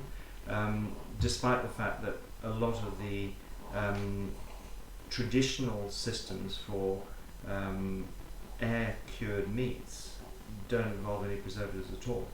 So if you can go to parts of Spain and you can buy chorizo that has no preservatives in it at all, but all the stuff you buy in the supermarket is loaded with it. Secondly, because we're paranoid about the bugs, we cook meats generally at very high temperatures. In the process, we not only damage the protein structure, bearing in mind if you take an egg white and you boil it, it changes colour. That folding of the proteins means that those proteins are assimilated in the body in a different way. There's been some fantastic work done on fish proteins on that as a way of protecting against neurodegeneration in Spain. So we cook the meats to very high temperatures, and in the process we form additional compounds like polyaromatic hydrocarbons, heterocyclic amines, that are also carcinogenic. So the blackening of the meats, the stuff that we love so much, the barbecuing, the high temperature frying, not only damages the protein, it also produces very nasty compounds that are carcinogenic. And that's one of the reasons I believe that the overall data has persuaded the IARC, the International Agency for Research on Cancer, to consider red meats and processed meats now as carcinogens. So if we didn't feed our animals in the way that we do, particularly on grains and particularly not on GMO grains, we start to get a rather different picture in terms of that meat quality. If we don't cook the meat to the same temperatures as well, that meat becomes much, much more beneficial to the body. And the more we look at the protein requirement for a human being, particularly a very active human being, you actually can struggle to find ways of getting enough protein at the level of, say, 1.2, 1.4, or even 2 grams per kilogram body weight that we need to actually build enough lean tissue. So I do come from a place where I believe that humans have become omnivorous. Our genetics has evolved for omnivorous state, and I also have seen many cases where people who have a particular type of metabolism, a slow metabolism, as they age, they become progressively find it more and more difficult to get sufficient nutrients out of vegetables only, and often find themselves going down an inflammatory pathway and putting on weight and all the rest of it. So there are many ways in which meat can be a very useful addition to a diet. You'll see, I guess, our ANH Food for Health plate allows for meat to be included, but if you're going to be on a vegetarian or vegan diet, I think it's really worth looking at some interesting forms of protein, vegetable protein, that allow you to not be exposed to lectins that are anti-nutritional factors that exist in the legume family. So if you take lentils, for example, and you look at an Indian dal, Indian dals are cooked for 6 to 8 hours. You need that amount of slow cooking of your lentils to actually deactivate the lectins in it. These days we go on to... lectins punch hole in your gut membranes as well. Okay. So it's in the slow cooker then. So the slow cooker is the way to do it. So the most people will now, if they look at a recipe on the internet or on the iPad or whatever, will just get a tin or a cardboard box of lentils, and the dal will be ready in 30 minutes, and that is putting a lot of lectins into your body. So for example, when I arrived here, because I'd done the bike ride to get here, I wanted to put protein in my body, so I used a pea protein isolate. So it's a vegan pea protein isolate that's about 86% pure protein. So it's an isolate, not a concentrate, so it actually tastes pretty reasonable. And that is a very, very useful addition for vegans. we just had this discussion at the break. I'll go and get the products so you can have a look at them, because one of the things I wanted to add to that is that we find ourselves in this massive dilemma, because I mean, I am such an animal lover, but one of the things that fueled my autoimmune disease terribly, I got sicker than ever when I was a vegetarian. And it wasn't until I did my postgraduate studies, where we did an awful lot of evolutionary biology, that I understood why. And it's because the human inflammatory cascade in the body, I mean, we have an immune system that is set up to deal with wounding. And whether your wounding comes from your emotional stress to do with your bank balance, or because you've lost your relationship, or because you're fighting a saber-toothed tiger, it actually makes no difference to the body. You still have an upregulation of your immune system. The body still views it as a wound, and you still have the full cascade that goes on. Now, one of the problems with chronic disease is that it is an unhealed wound, where the body doesn't have enough energy in the system, and it doesn't have the right nutrients to turn off the inflammatory cascade and basically heal. So it's an acute phase. You get wounded, you heal yourself, it's finished. But in modern life, our stresses aren't finished. So we have this chronicity that goes on. And then amino acids in protein are part of the healing system. And unfortunately, plants don't give you the same amino acid profile as animal proteins. And one of the things that you're largely missing in enough amount is one of the amino acids called arginine. And arginine is a key player in taking the immune phase from acute to triggering the macrophages, which are the little Pac-Men that come in and clean everything up and take you into your healing phase. And the other thing that we need a lot of, believe it or not, is arachidonic acid. And whilst that is a bad guy that takes you down the pro-inflammatory pathway, it's also a good guy that turns the switch for healing on, and it turns it off as well. So as with everything, you know, Rob's a specialist in risk and benefit analysis, and everything in the diet is to do with that. It's to do with getting it in the right levels, at the right amounts, at the right times. And so as a practitioner, what I see in my colleagues as well is that you often don't have enough of the right protein with the right amino acid sequence, and obviously you're missing the fish oils as well in a vegetarian diet to be able to turn inflammation off. And so because my genetic profile is such that I'm very, very prone to inflammation, I'm one of these people that, despite the fact that I would be vegetarian in a heartbeat, I actually can't be, because it makes me unbelievably sick. So one of the products that I use for my vegetarian and vegan clients is the protein that we use. It's by a company called Newzest. I'll get it out so you can have a look at it, because it's vegan, but it's a really high quality pea protein isolate with an amino acid sequence that is pretty much like you get out of an animal protein. So you get a healthy dose of arginine, and it's really important to get that into the body. to make sure that you can manage your inflammation. Because obviously the other thing when you're trying to get enough protein out of vegetables is you have to take in an awful lot of carbohydrate as well. And you know, you take in an entire cup of pulses and you get about 8 grams of protein, but you have one little 100-gram chicken breast and you've got about 20 grams of pure protein. So you have to, you know, when you're wounded, your body needs as much as sometimes 3 grams per kilo of body weight of protein to dampen the inflammation and heal, and you just can't get that without using something like a protein powder to up that level if you're relying purely on vegetable proteins. So it's just to... Maybe you want to just talk to the omega-3 Yeah. to 6 ratio as well. That's So, it's very difficult for a vegan. You know, I do know some vegetarians that understand that they really need that, and so they stretch to krill oil. But vegans who are taking a lot of flaxseed oil, as I was explaining at the break, the conversion from when you take the flaxseed in to get down to your omega-3s is very dependent on minerals. And a lot of people can't make the enzyme conversions all the way down because they don't have sufficient cofactors, particularly zinc. But you need a cascade of that.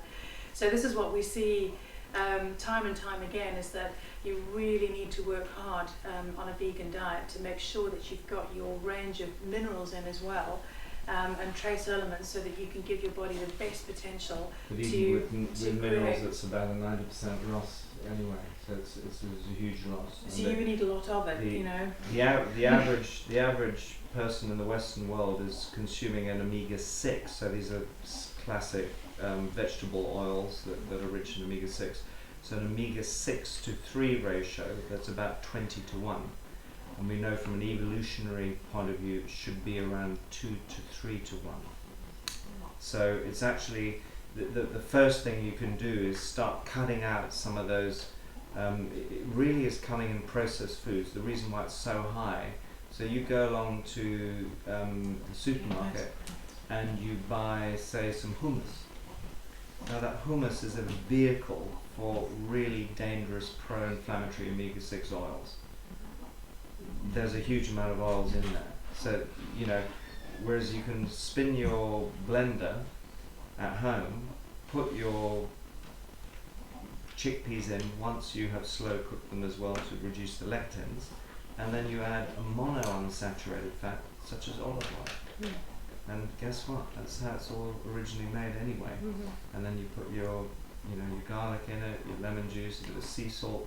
It tastes 1,000,000 times better, and you haven't loaded yourself up with omega-6 fatty acids. So there's many things you can do. It's the processed foods that are so rich in omega-6s. So by cutting omega-6s out, controlling your oils, using things like coconut oil, which is a healthy saturated fat rich in medium chain triglycerides that feed straight into your mitochondria. It's a healthy saturated fat, despite what Jamie Oliver thinks. He's wrong on that. And then using olive oil, for example, or avocado oil as substitutes, and trying to stay away from sunflower oil, corn oil, all the Rapeseed oil. Has to be extra virgin. Rapeseed oil is a monounsaturated fat similar to olive oil. The jury is still out. I in an instant would say go for olive oil, and generally cold press, unfiltered, extra virgin olive oil. You can get a rapeseed oil version of that on the Isle of Wight. That has 3s and 6s in it. Yes. Okay. On the way here, I went to Tesco's. Every single hummus in there has rapeseed oil in it. Yes. Okay. Yeah. You know, the fact is, the rapeseed oil, I think, is most of the rapeseed around the world, other than in Europe, has become GMO now. So it's. I've got Ours is some. made in England. And I will speak on voice. Yes. Because I've been looking out, and like olive oil is mostly palm oil and soya, whereas the rapeseed is made in England. Yeah. So, Yeah. Well, feel that's safer with it. yeah, exactly. I mean, if you know exactly We do where have provenance GMOs is in there, don't we? everything. If you know exactly where it's coming from, same as your milk, you know exactly where it's coming from. The raw milk, you know, for your child, the one that likes the just milk. really likes it. Yeah, it's probably no bad thing at all. If there's no He's evidence that he's vegetarian also, yeah. So if he's not undergoing sort of he's not coughs moving to coughs and colds and excessive mucus, chances are he's actually handling it fairly well. If he is more prone to coughs and colds and mucus, then he probably isn't handling it so well. Yeah. That's for sure. Yes. Did you krill? Did you do that? Did you be fermented? Or, yeah, I mean, yeah, I mean, so I'll be looking at again, yeah. What I'm using at the moment and have been for some time are the Wiley's fish oils, because the way in which they are produced, I have some real faith that it's done incredibly carefully, and the quality of the product is very, very high. And they will also, they've got you know, some blends that actually have additional natural antioxidants like astaxanthin in that are great additions. So that's what I've been using. While the krill oil industry swears as to its sustainability, most of the we had an intern who was ex conservation masters from UCL, focusing on marine ecosystems, and we got her to do, we'll see her article up on our website, to look at the whole issue of sustainability certification, giving the MSC system, Marine Stewardship Council, and you know, most of them are just machines, you know, that are being created by the industry to protect themselves, and that appears to be the case with krill. I'm scared that, you know, taking too much krill away will disturb the Southern Ocean ecosystems and whales and everything else. What they argue is that the amount that's being taken is so small that, of course, the krill oil industry is expanding very rapidly. I don't know how big these figures are.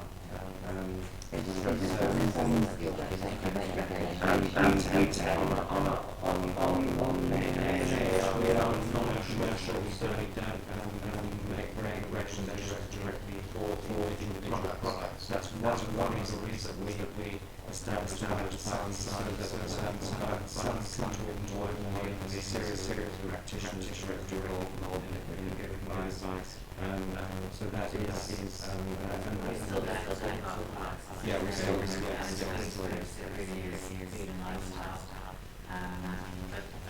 more and more as we bring in strategic partners and companies that are really doing the right thing, we will put them in front of the community so that they can say, speak about it themselves on their own Bike Club page, which is the social media that's integrated into it. But there's tons of articles about the stuff that we've been talking about tonight, you know, education purposes and awareness purposes, but they're not necessarily commercially linked. But really, you need to go to practitioners, don't you? Yeah, really, exactly. Because you can go on the internet and you can just get Exactly. clicks, but Yeah. you need to get seen. Exactly. Yeah. That is. I Although mean, we did create By the Sun to be a resource that people could use without the need for a practitioner, because it's all been written by practitioners, and so all of the plans that are in there, the most vulnerable people can actually do them quite safely. And we know that because the particular food plan is completely anti-inflammatory, that by following that, a lot of things will resolve themselves. And then, if there's anything else, you can go and see a practitioner. But we recognise the fact that not everybody can afford to go down that route, and the price of joining the members club is £35 a year. And so that we didn't think would be a deterrent to a lot of people. And then a percentage of that, the idea is that it all goes into a central fund, that as the community gets bigger globally, we'll have a fund to be able to caretake the planet with as well, and put money into different ventures and things, so that we, you know, it becomes a real community venture. But the idea was to support people with a health empowerment system and a sharing community, with the interjection from experts that enables people to regain a level of their health, and then go and see, you know. Those 5 processes that I spoke to right at the beginning, the plans within Bite the Sun address all of those. So they address the fundamental root cause of most of the disease that's causing a problem in our society. For people who do all of that still because of their environment or their genes or any accidents that they may have in their life, they might need more support, and that's when, you know, additional guidance is required. But self-care, it's amazing how much better we as a society could do with self-care if the information was right. So that's what it's one of the reasons the information there is not exactly the same that you get from the Department of Health or your local GP. Yeah. So for the £35, you get access to the. Mel, do you want to explain exactly? You get Mel access to is the the bike, managing director whatever of it, it's so. called, the bike, Yes. So for the you can join up. I think it's £3.65 a month, or it's £35 a year, and if you do the full £35, you get access to the entire site, and you will get 6 free ebooks when you join, and then which will walk you. One of them walks you through the whole site, shows you how to set up your profile. So you get your own interactive dashboard, and off the dashboard you set up your, you find your body shape and your category of metabolic risk, and then you choose whether you want to shape shift or shape retain. So it is also, you know, optimizing vitality and detoxing just as much as it is, you know, changing something. And then it'll spit out your personal program based on your category of metabolic risk and your particular body shape. And you get the program, and you get so you get 2 weeks worth of a dietary plan, and you get all the recipes that go with that. And yes, Bite the Sun is not set up specifically only for vegans and vegetarians, but you can make the switches where you need to, and that's indicated. And then there's all the content on there. So there's tons of information to keep educating yourself. And then there's the Bite Hub, which is the social media section that you can go on and you can share, and you can comment on the bottom of every page. The social media side, you know, obviously there's Facebook as well, and Twitter, all the usual things. So it's been 4 years in development, and we've left it for 2 years in beta testing really quietly. We made huge changes. I mean, ANH, we're non-profit, we don't have huge pockets either to be able to do massive amounts of, so we have to do things slowly and in right timing as they arise. And this year now seems the right time that we're talking to people about it. So that hopefully the community will just grow naturally as people get on, and we're certainly finding that the people who are using the programs are deriving the benefit that we had hoped they would. And it's just, yeah, this year we're letting people know that it's there and it's out there, and we've created it, and organically hopefully we'll see the growth.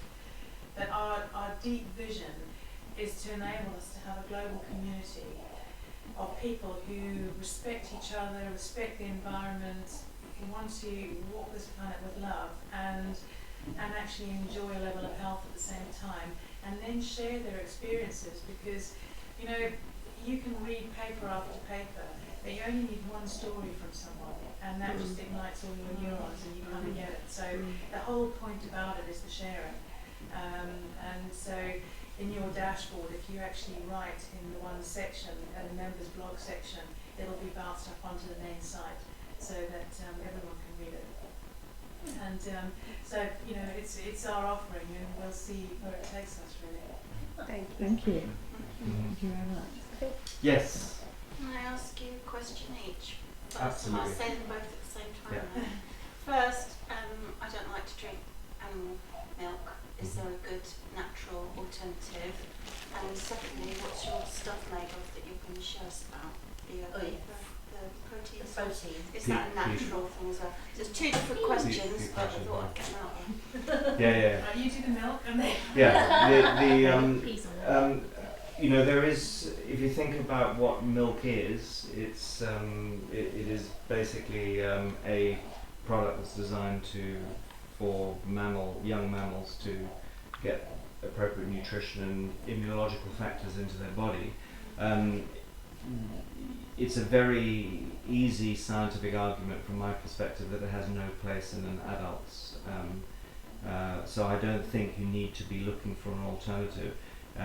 The bottom line is that yes, if you want to create nut milks, and you know, one of the difficulties is that now, because people are so locked into drinking milk, we think we need milk substitutes.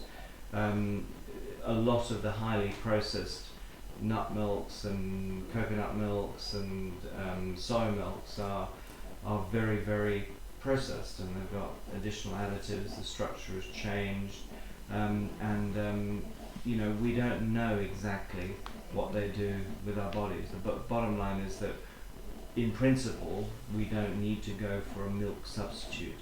Our brains like us to find a milk substitute because we get comforted by warm milk, because many of us at some level haven't grown up. Did I say milk substitute? What I really meant was calcium, to get the calcium. Well, as I said, I mean, as I said, no one's short. If you look at all the dietary survey, no one's short of calcium. This is a complete ruse by the milk, the dairy industry to say you need. So children don't even need milk.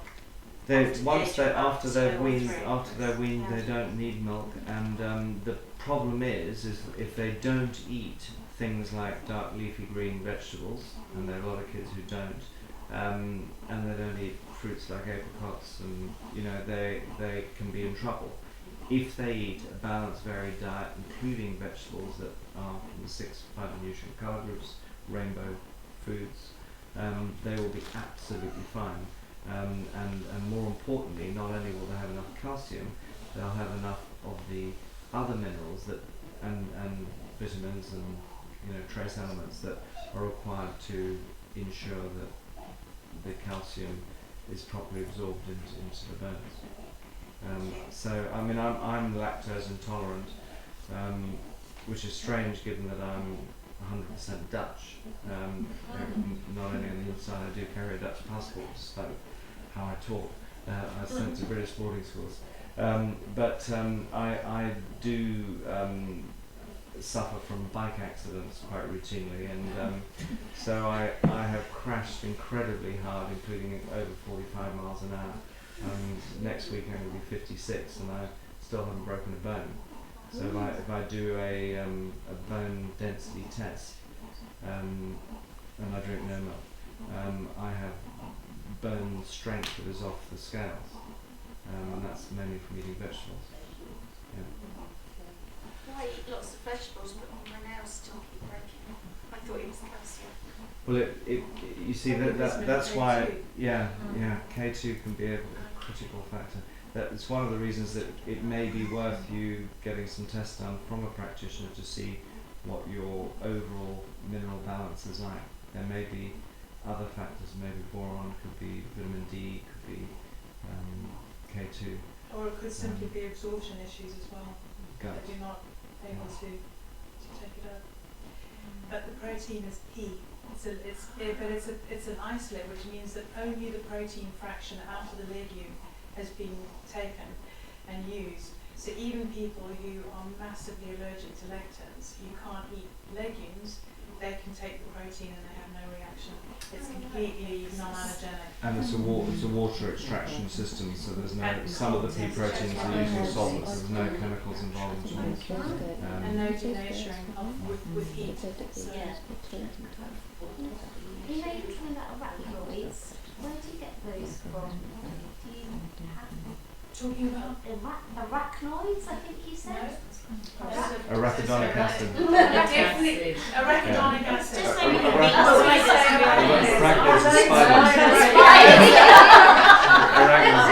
Yeah. Well, you said we got arachidonic acid in meats. Oh, such a bum rap, because fast food, you get tons of arachidonic acid in that, and it is down the omega-6 pathway. It does take you into pro-inflammatory, but it's just this thing in the body that, you know, we need some of it, but we just need it in balance, and we need it at certain times. It's the same with vitamin C. You think vitamin C is an antioxidant and you need to take loads of it, so you suddenly ramp up the levels of vitamin C, but not only do you turn off your body's ability to create new mitochondria, but it also becomes a pro-oxidant at high dose. So again, it's keeping things within food, kind of the levels that you would find in a really healthy diet, and not doing too much of, you know, anything at any one time. So you're talking about the 6 and the 3, which I got. Omega-6. The chia seeds. What's the? Are they balanced? Yes, Yeah, they are. Very good. Very good. Yeah, very good. 3. They've got very high 3 omega-3 content for a plant. Yes. Yeah. So you could. I mean, obviously. I mean, is there a limit to how much? I've seen these chia puddings that you can make where you like put 3-4 tablespoons and you soak it overnight, and then you have it for breakfast. Or you put it in your smoothies, or they're in the fizz balls. So is there a limit to how much of that? Obviously, it's balanced with everything, but a limit to how much you can have with that, or would it then become quite inflammatory? I mean, it would never be inflammatory for the body. Yeah, No. there's still omega-6 in it. It's just that you're getting more omega-3. If you had chia seeds as your sole source of essential fatty acids, you still wouldn't hit anything like the 3 to 2 to 1 ratio. But one of the difficulties, as soon as you start simplifying your diet and say, this is the food that's really good, what you're doing is cutting out a lot of other foods.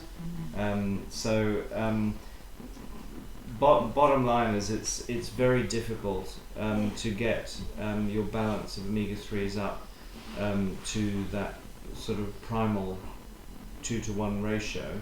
The one of the developments, of course, has been the development of the algal-based omega-3 products. So you can now get an algae-based, you can buy it online at health stores, that is now about got the highest ratio of omega-3 to omega-6, and it's got the highest ratio of EPA to DHA. It's almost entirely omega-3. So you know the 2 key omega-3 essential fatty acids are EPA and DHA. So DHA is very important for the brain. EPA is very important for the circulation. And so children in particular need a lot of DHA when they're young. So again, if you've got vegetarian or vegan kids, I would say immediately put them on the algal, omega-3 products, because they will really benefit from them if they can't take fish oils.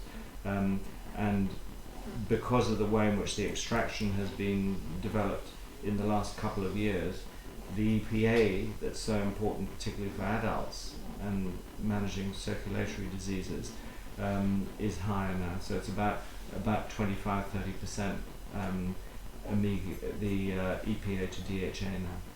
So what are these called?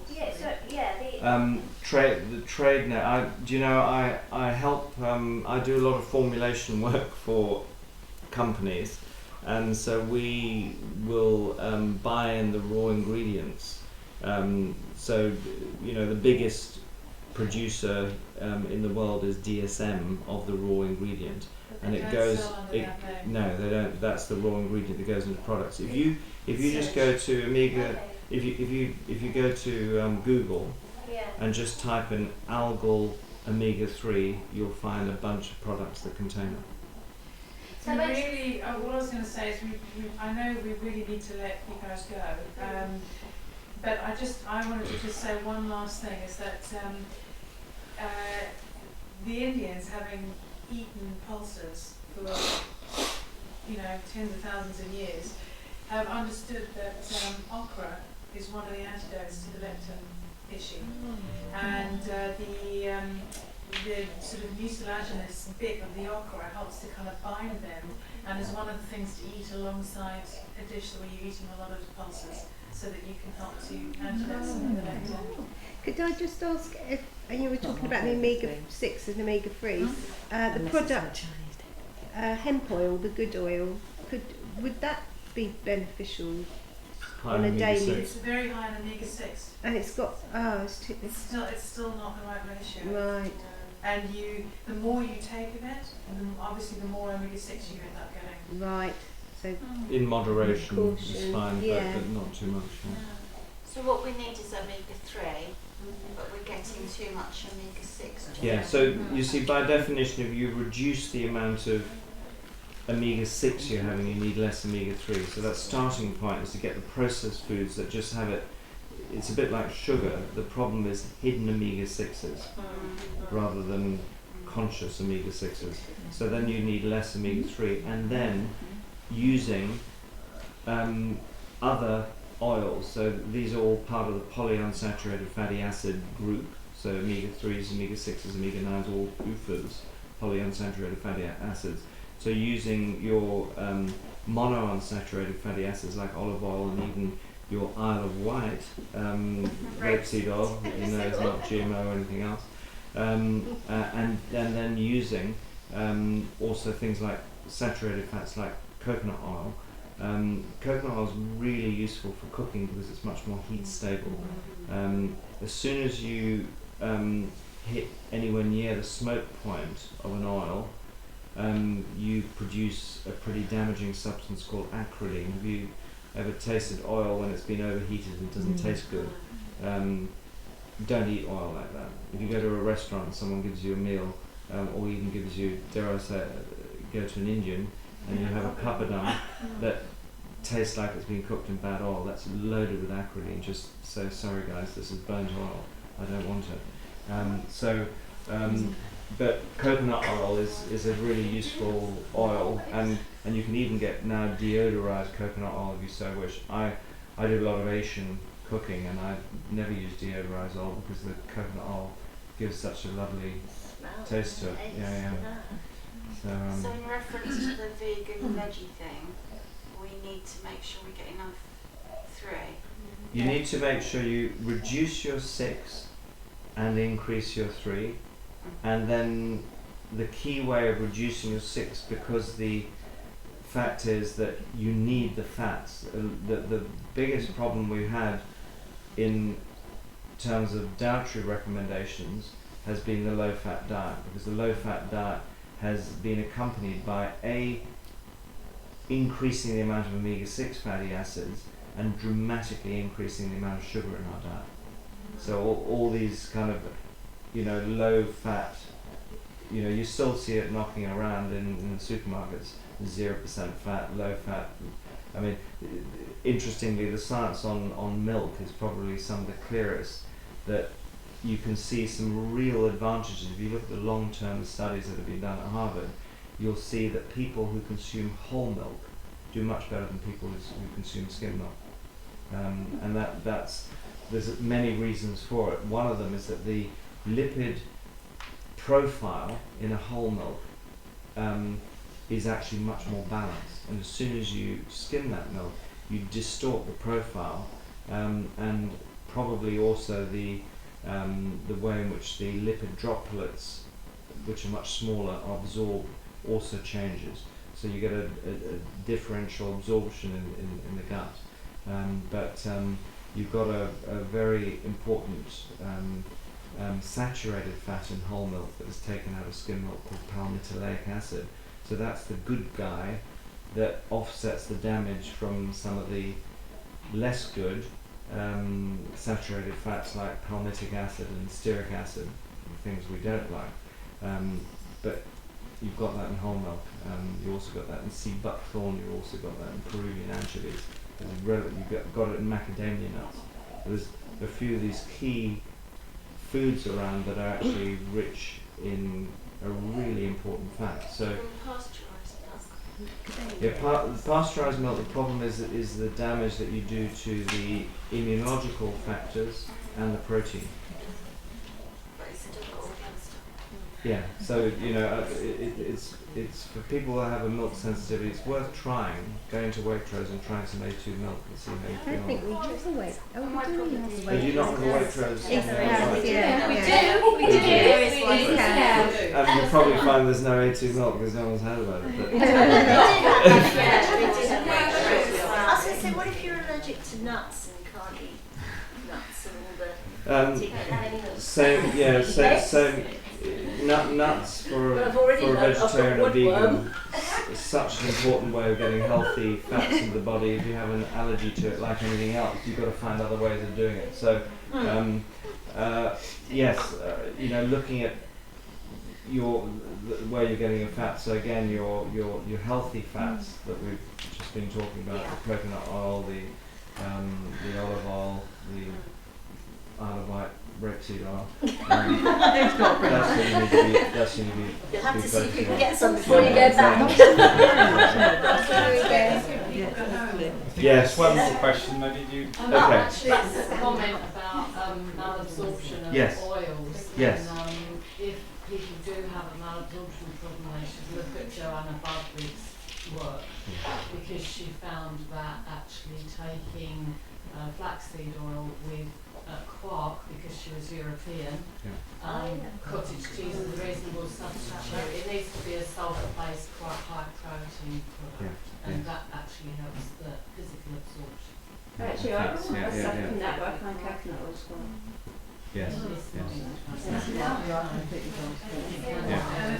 sort of very easy. That's great. Well, thank you, Rob. No problem. And Melanie.